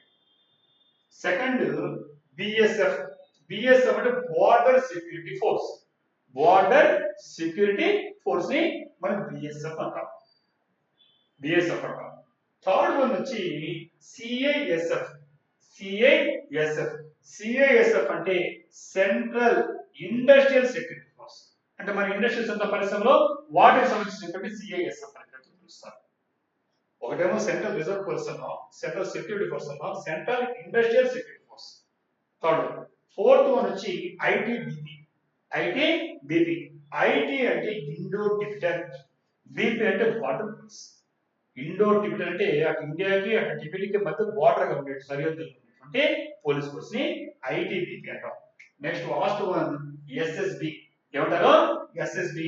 ఎస్ఎస్బి అంటే సశస్త్ర ఇక్కడ సీమా బల్. సశస్త్ర సీమా బల్ అది హిందీ పదము, దాన్ని ఇంగ్లీష్ లో armed border forces. Armed border force కానీ పదం ఎస్ఎస్బి అంటారు. ఇది ఒక్కటే మీకు హిందీ పదం. ఎస్ఎస్బి అంటే సశస్త్ర సీమా బల్. సశస్త్ర సీమా బల్ ఇంగ్లీష్ లో ఆర్మ్డ్ బార్డర్ ఫోర్స్. ఇది ఎక్కడ బార్డర్ లో ఉంటుంది? ఇండో నేపాల్ కి, ఇండో భూటాన్ కి. ఇందాక ఇండో టిబెటన్ వేరే, ఇండో నేపాల్ కి, ఇండో భూటాన్ కి. అర్థమైందా? ఇక్కడ సెపరేట్ ఉంది ఐటీబీపీ, ఇండో టిబెటన్. ఇక్కడ వచ్చేకాడికి ఇండో నేపాల్ కి, ఇండో భూటాన్ ఎస్ఎస్బి అనే పేరుతో ఇక్కడ కనిపిస్తుంది. ఇది బార్డర్ అనమాట.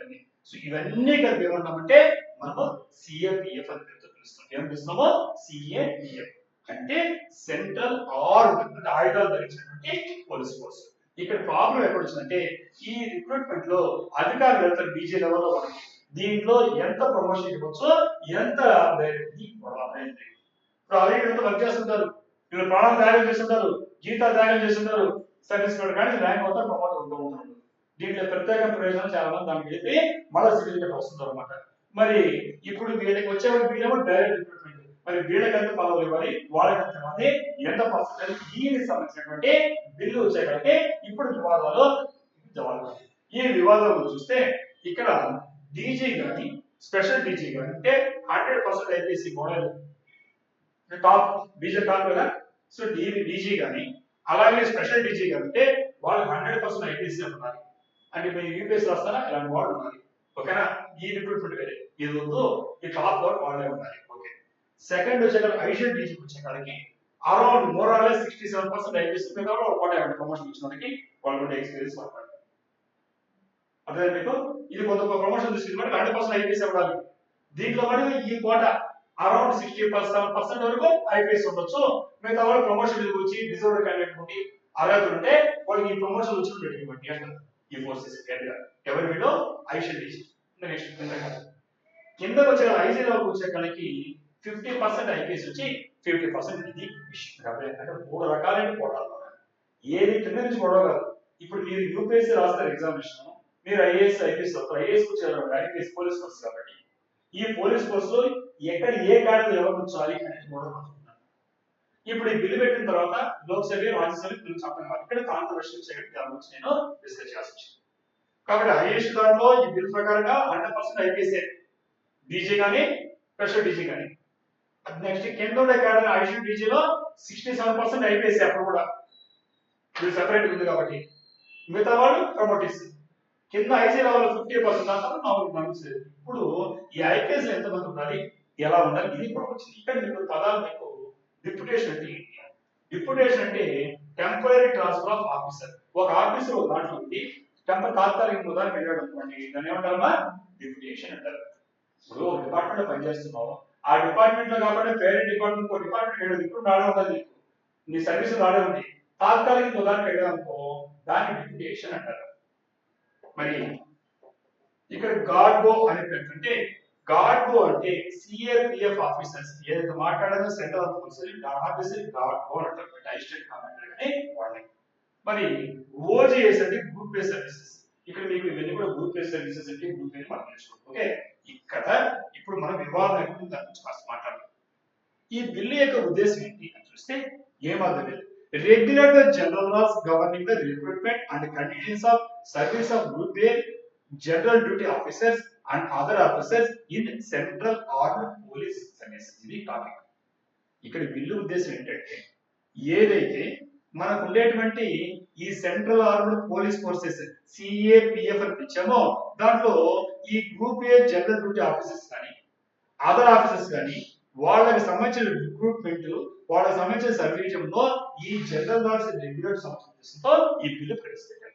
అయితే ఇక్కడ ఈ టాప్ లీడర్షిప్ అనేటువంటి అంటే హైయెస్ట్ అధికారులు ఉంటారు కదా వాళ్ళకి సంబంధించి ఏంటంటే ఈ bill cements the dominance of office at the top. అంటే టాప్ ఎవరుంటారు, ఇప్పుడు ఎవరున్నారా IPS office Indian police service ఉంటారు. కాబట్టి ఒక విధంగా చెప్పాలంటే the bill cements the dominance, ఎవరైతే అధికారం ప్రదర్శిస్తారో వాళ్ళకి దాన్ని ఇంకొంచెం బలోపేతం చేస్తుంది బిల్లు. అంటే ఖచ్చితంగా వాళ్ళ మాట వాళ్ళు గుర్తింది. కాబట్టి ఇవ్వాలి చెప్పారు ఎస్డీజీ కానీ డీజీ ర్యాంక్స్ 100% వాళ్ళే. Blocking the internal promotion pass for dedicate CFC. కాబట్టి ఎవరైతే అంకిత భావంతో పనిచేసాడో వాడు ఓట్ బ్లాక్ చేసింది. ఎవరు కాన్సెప్ట్ మీకు ఎవరికి ఇస్తామన్నారు ప్రామిస్ ఐపీఎస్ కి. ఐపీఎస్ అంటే వాళ్ళు ఓకే వాళ్ళు అయిపోయిన తర్వాత ఇప్పుడు దాకా వాళ్ళకి ఇంటర్నల్ ప్రమోషన్ వచ్చేది, దానికి రోడ్డింగ్ బ్లాక్ అయింది ఈ బిల్లు ద్వారా. అంటే వాళ్ళు అసలు గుర్తు రాదు అందరూ ఇప్పుడు అది. కాబట్టి క్రాడర్ ఫ్రస్ట్రేషన్ అంటే క్రాడర్ అంటే ఇప్పుడు పనిచేసిన వాళ్ళు ఒక నిరుత్సాహం ఫ్రస్ట్రేషన్ స్టార్ట్ అయింది. ఈ సిఆర్పిఎఫ్ ఆఫీసర్స్ ఈ చెప్పినటువంటి అన్నింటిలో వాళ్ళు రిక్రూట్ అయ్యి ప్రాణాలు త్యాగం చేసి జీవితాలంతా అక్కడంతా గడిపేసిన వాళ్ళకి వాళ్ళు ఈ bulk of personal fighting insurgency ఈ యొక్క జరిగేటువంటి మిలిటెంట్ కావచ్చు, తీవ్రవాదం కావచ్చు, ప్రభుత్వానికి వ్యతిరేకించే కార్యక్రమంలో ప్రాణాలు నెట్టజేయబడుతున్న వాళ్ళందరూ కూడా వీరంతా కూడా ఈ రోజు చెప్పాలంటే ఈ బార్డర్స్ రక్షించే బిల్లు. అలాగే వాళ్ళు ఏమంటారంటే ఇది మాకు ఈ ప్రోగ్రెషన్ సంబంధించి మా కెరీర్ లో వృత్తిపరంగా అభివృద్ధిలో మేము పైకి వెళ్ళడానికి మా కెరీర్ ప్రమోషన్ దెబ్బతీస్తుంది, కాబట్టి మోరల్ సంబంధించి మాకు దెబ్బతీస్తుంది. నీకు కూడా పనిచేసినప్పుడు నీకు కొంతకాలంగా ప్రమోషన్స్ హ్యాపీ ఫీల్ అవుతావు. మనం పోయినా మన పెద్దలను కూడా చేస్తున్నాం ఫీలింగ్ అంటే కొంతకాలం సీనియారిటీ కదా మాకు అంత అనుభవం ఉంది కదా, మేము చాలా సీనియారిటీ హోదా కూర్చుంటాము, మాకు ఎక్కువ ప్రమోషన్ వచ్చేది. ఇప్పుడేం చెప్తున్నారు, అన్నింటిలో బ్లాక్ అయిపోయింది, అంతా ఐపీఎస్ చూపిస్తారా అని వీళ్ళ అసంతృప్తి వచ్చింది. క్యాడర్ ఉండే ఫ్రస్ట్రేషన్. ఏ క్యాడర్ ఇప్పుడు చెప్పినా ఇలా అర్థమైపోయి మీకు అంటే వాళ్ళు పోవడానికి లేదు, ఇంకా అర్థం పడేస్తే పైన ఐపీఎస్ చేస్తారు. మరి గవర్నమెంట్ ఏం చెప్తుందంటే, గవర్నమెంట్ బోధన government argues this structure is essential for better coordination between forces and states. అట్లా రాష్ట్రాలకు కానీ అటు ఈ ఫోర్సెస్ చెప్పారు, ఈ ఫోర్సెస్ కానీ ఒక కోఆర్డినేషన్ సమన్వయం కావాలంటే ఇలాంటి స్ట్రక్చర్ ఉండాలి. ఎలాంటి structure? Division special division 100% IPS, additional division లో ఆల్మోస్ట్ బోర్డర్ ప్లస్ 67% ఐపీఎస్ ఉండాలి, ఐజేలో 50% ఐపీఎస్ ఉండాలి. అలా ఉన్నప్పుడే రాష్ట్రానికి వీటికి మధ్య ఫోర్సెస్ కి కోఆర్డినేషన్ ఉంటుంది ప్రభుత్వం వాళ్ళు, సెంట్రల్ గవర్నమెంట్. కాబట్టి అలాగే ఐపీఎస్ ఎక్స్పీరియన్స్ నీడెడ్ ఒక senior level for efficient administration. ఒక ఎఫిషియెంట్ అడ్మినిస్ట్రేషన్ వేరే ఒకటి చేయలేడు, ఒక ఐపీఎస్ కూడా చేయగలుగుతారు. నీకు ఎంత సీనియారిటీ ఉన్నా, నీకు ఎంత అనుభవం ఉన్నా చాలు, ఒక ఐపీఎస్ వేరే ఉంటుంది. కాబట్టి ఇలా కాదు, కాబట్టి వీళ్ళని నిర్లక్షిస్తాం అని వాదన. సో ఇలాంటి విషయం గురించి మీరు విడిగా చదువుకోండి. కరెంట్ అఫైర్స్ క్లాస్ మ్యాథ్స్ ఇచ్చాను, ఇలాంటి ఎస్ఏ గ్రూప్ వస్తుంది కాబట్టి ఈ ఐడియా నోట్ చేసుకోండి, ఇంపార్టెంట్ మీకు. ముఖ్యంగా యూపీఎస్సీ రాసే వాళ్ళకి చాలా ఉపయోగం, ఏంటో చూసుకోండి. మరి లాస్ట్ ఫోర్సెస్ గురించి మాట్లాడారు కాబట్టి లాస్ట్ ఫోర్సెస్ నేను చేస్తున్నాను. Anti Maoist strategy in India. Anti Maoist strategy in India మీకు అనేక సార్లు దీన్ని మనం మాట్లాడాము. అలాగే ఇంటర్నల్ సెక్యూరిటీలో కూడా మీకు మాస్టర్ చెప్పాడు. నేను అనేకమైన సందర్భాల్లో ఈ ఐటమ్ గురించి మాట్లాడాను. అయినా క్లోజ్ చేస్తూ ఈరోజు ఒక 2 నిమిషాల గురించి మాట్లాడాను. Anti Maoist strategy in India. భారతదేశంలో ఏదైతే మనకు లెఫ్ట్ వింగ్ ఎక్స్ట్రీమిస్ట్ అనే పేరుతో ఈ లెఫ్ట్ వింగ్ గా వామపక్షపాత తీవ్రవాద ముద్రేసి ఈ ప్రభుత్వం మాట్లాడుతుందో, దాంట్లో భారతదేశంలో ఈ మావోయిస్టు వ్యతిరేకంగా ఉండే వ్యూహం స్ట్రాటజీకి అది మనం మాట్లాడుతున్నాం. India strategy against Maoist focuses on security plus development. భారతదేశం ఏం చేస్తుందంటే భద్రతా పరంగానే చూడకుండా డెవలప్మెంట్ చేయాలంటే మావోయిస్ట్ ఏదైనా చేయకపోతున్నాం. కాబట్టి దీన్ని ఎలా చూస్తుందంటే సెక్యూరిటీ భద్రతా పరంగానూ డెవలప్మెంట్ పరంగా చూస్తుంది. అంటే భద్రత అనేది కాదు అక్కడ మాకు ఈ డెవలప్మెంట్ చేయాలని అర్థాలు ఉన్నారు, అనేక ఉపయోగంతో వెళ్తా ఉంది. మరి వార్తల్లోకి ఎందుకు వచ్చిందంటే ఈ రోజు మనం చూస్తే మార్చి 31 గవర్నమెంట్ ఏం చెప్తుందంటే ఎలిమినేట్ మావోయిజం బై మార్చి 31. చూసారా మీరు అమిత్ షా స్టేట్మెంట్ చూసింటారు. ఆయన ఏం చెప్తున్నాడు, మార్చి 31 లోపల ఎట్టి పరిస్థితుల్లో మావోయిస్టులు భారతదేశంలో లేకుండా చేస్తాడు. ఈ రోజు మాట్లాడేది మార్చి 31. అందువల్ల వార్తలకి చివరి అంశంగా దీన్ని మనం మాట్లాడాలి. మరి ఇంతకుముందు చెప్పినట్టుగా మనం ఉండేది ఎగ్జామినేషన్ పాయింట్ లో చదువుతాగా ఏ వర్గాలకు వ్యతిరేకం కాదు, భారతదేశం ప్రతి విషయాన్ని మనం సెర్చ్ చేస్తున్నాం. దాంట్లో భాగంగా ఇవాళ వచ్చిన వార్తలు అని నేను చూసినప్పుడు ఇక్కడ మనకు ఈ పీక్ క్రైసిస్ అసలు 2006 నుంచి 2011 చూసాం. దంతెవాడ అటాక్ అనే 2011 అటాక్ రాయాల్సిన. సో అలాగే టార్గెట్ ఎలిమినేషన్, ఎందుకంటే ఈ రోజు మాట్లాడితే మార్చి 31 కి మనం మావోయిస్టులను లేకుండా చేస్తే హోమ్ మినిస్టర్ స్టేట్మెంట్ చూసాం. అందువల్ల ఈ రోజు దీని పరిస్థితి ఎలా ఉంది ఎస్ఐలకు అనుకోవడానికి అవకాశం ఉంటే దీన్ని డిస్కస్ చేస్తున్నాం. ఇదే సందర్భంలో ఇక్కడ లెఫ్ట్ వింగ్ ఎక్స్ట్రీమిజం అంటే LWE అంట, ఇంటర్నల్ సెక్యూరిటీ చదివే మీరు. సో దాన్ని మనం మావోయిస్టులు పిలుస్తున్నాం. మార్గంగా లెఫ్ట్ వింగ్ ఎక్స్ట్రీమిస్ట్ ఇది చూడండి. అలాగే రెడ్ కారిడార్ పేరుతో పిలుస్తున్నాం. నక్సల్ అఫెక్టెడ్ రీజియన్, నక్సల్ ప్రభావితమైన ప్రాంతాన్ని మనం ఏం పిలుస్తున్నామంటే రెడ్ కారిడార్ పేరుతో పిలుస్తున్నాం. ఇక్కడ ఎవరు రమ్మని కాదు, రెడ్ కారిడార్ అంటే ఇలాంటి కోర్టు వాడుతున్నారు. అలాగే సరెండర్ పాలసీ అంటే మనకు రీహాబ్ ఫర్ మిలిటెంట్స్, ఎవరైతే తుపాకులు పెట్టుకొని ఇన్సర్జెన్సీలు ప్రభుత్వాలకు వ్యతిరేకంగా పనిచేస్తున్నాయో మీరు వచ్చేసేయండి, లొంగిపోండి, మీకు పునరావాసం కల్పిస్తాం, ప్రభుత్వం మీకు అందరికీ హామీ ఇస్తుంది, ఇప్పటి వరకు మీ తలకు వెలగట్టాం, మీకు ఏ ప్రాబ్లం లేదు, మీరు లొంగిపోండి, మీరు కూడా ప్రధానమైనటువంటి జీవన స్రవంతిలో మెయిన్ స్ట్రీమ్ లో కావాలని ప్రభుత్వం పిలుస్తుంది. దీన్ని మనము సరెండర్ పాలసీ అంటాం. అంటే ప్రభుత్వాలు కొన్ని ప్రోత్సాహాలు ఇస్తాయి, కొన్ని హామీలు ఇస్తాయి, మీ మీద పెట్టిన కేసులు ఎత్తేస్తాం, ముందు క్షమిస్తాం, తక్కువ శిక్ష చేస్తాం, ఇలా సందర్భాలను సూచించడాన్ని సరెండర్ పాలసీ అని పేరుతో పిలుస్తారు. ఇటీవల మనం చూసాం, అనేకమైన వాళ్ళు లొంగిపోవడం చూసాము, చాలా మంది చనిపోయారు, చాలా లొంగిపోయారు. అంటే ఆల్మోస్ట్ గవర్నమెంట్ పెట్టిన పాలసీకి మనకి స్లీపర్ సెల్స్ ఎక్కడ ఉంటారు, కానీ ఈ రోజు వాళ్ళు అనుకున్న టార్గెట్ ప్రకారం గవర్నమెంట్ ముందుకు వెళ్తుంది. అందువల్ల ఈ విషయం గురించి మనము ఒక్కసారి మనం చదువుకుంటే ఇక్కడ అనేకమైన ఐటమ్స్ కనిపిస్తాయి. ముఖ్యంగా యుఏపిఏ గురించి మాట్లాడడం గురించి చర్చించాను. అలాగే ఆర్టికల్ 355 ని సెంటర్ ఏ విధంగా రాష్ట్రాలు రక్షిస్తుంది. పెసా యాక్ట్ కూడా మీరు గుర్తుపెట్టుకోండి. పెసా యాక్ట్ ఉంటుంది కదా, పంచాయత్ ఎక్స్టెన్షన్ లో షెడ్యూల్డ్ ఏరియాస్ లో మన 5th షెడ్యూల్ ఉండే రాష్ట్రాల్లో ఈ మనకు ఉండేటువంటి టీఆర్ఏ పంచాయత్ ఎక్స్టెన్షన్ పెట్టాలి. అప్పుడు వచ్చి చట్టం గురించి డీటెయిల్ గా ఆంథ్రోపాలజీ క్లాస్ లో డిస్కస్ చేశాను. యాక్ట్ పేరు పెసా, PESA పెసా. ఇది చాలా ఇంపార్టెంట్ ఎగ్జామినేషన్ లో 100% వచ్చేటువంటి క్వశ్చన్ ఆంథ్రోపాలజీలో. PESA PESA panchayat extension to scheduled areas. ఏవైతే 10 రాష్ట్రాలు షెడ్యూల్డ్ ఏరియాస్ పిలువబడుతున్నాయో ఆ షెడ్యూల్డ్ ఏరియాస్ లో పంచాయతీ అనేటువంటి దాన్ని కట్టడానికి అడ్డం వచ్చిన తర్వాత 4 ఖర్చులు గవర్నమెంట్ చేసేటువంటి చట్టం పేరే 1996 వచ్చినటువంటి పెసా. ఈ పెసా యాక్ట్ ఏం చెప్తుంది, ఎలా ఉంటుందో ఇది ఎగ్జామినేషన్ 100% చేయవచ్చును. మరి ఇలాగా ఈ నక్సలైట్ ప్రభావిత ప్రాంతాల్లో ఇప్పటి వరకు ఉండే రెడ్ లైట్ చూస్తే ఏదైతే రెడ్ లైట్ కనిపిస్తున్నాయి, ఇవన్నీ ఎంతవరకు మావోయిస్ట్ అనేది కూడా ఇంత డిస్కస్ చేశాను. ఇలాంటి అంశంతో మళ్ళీ రేపు క్లాస్ లో ఇంకో సెషన్ లో డైలీ కరెంట్ సెషన్ కదా మనం చూద్దాం. అంతవరకు మరి I wish you all the success.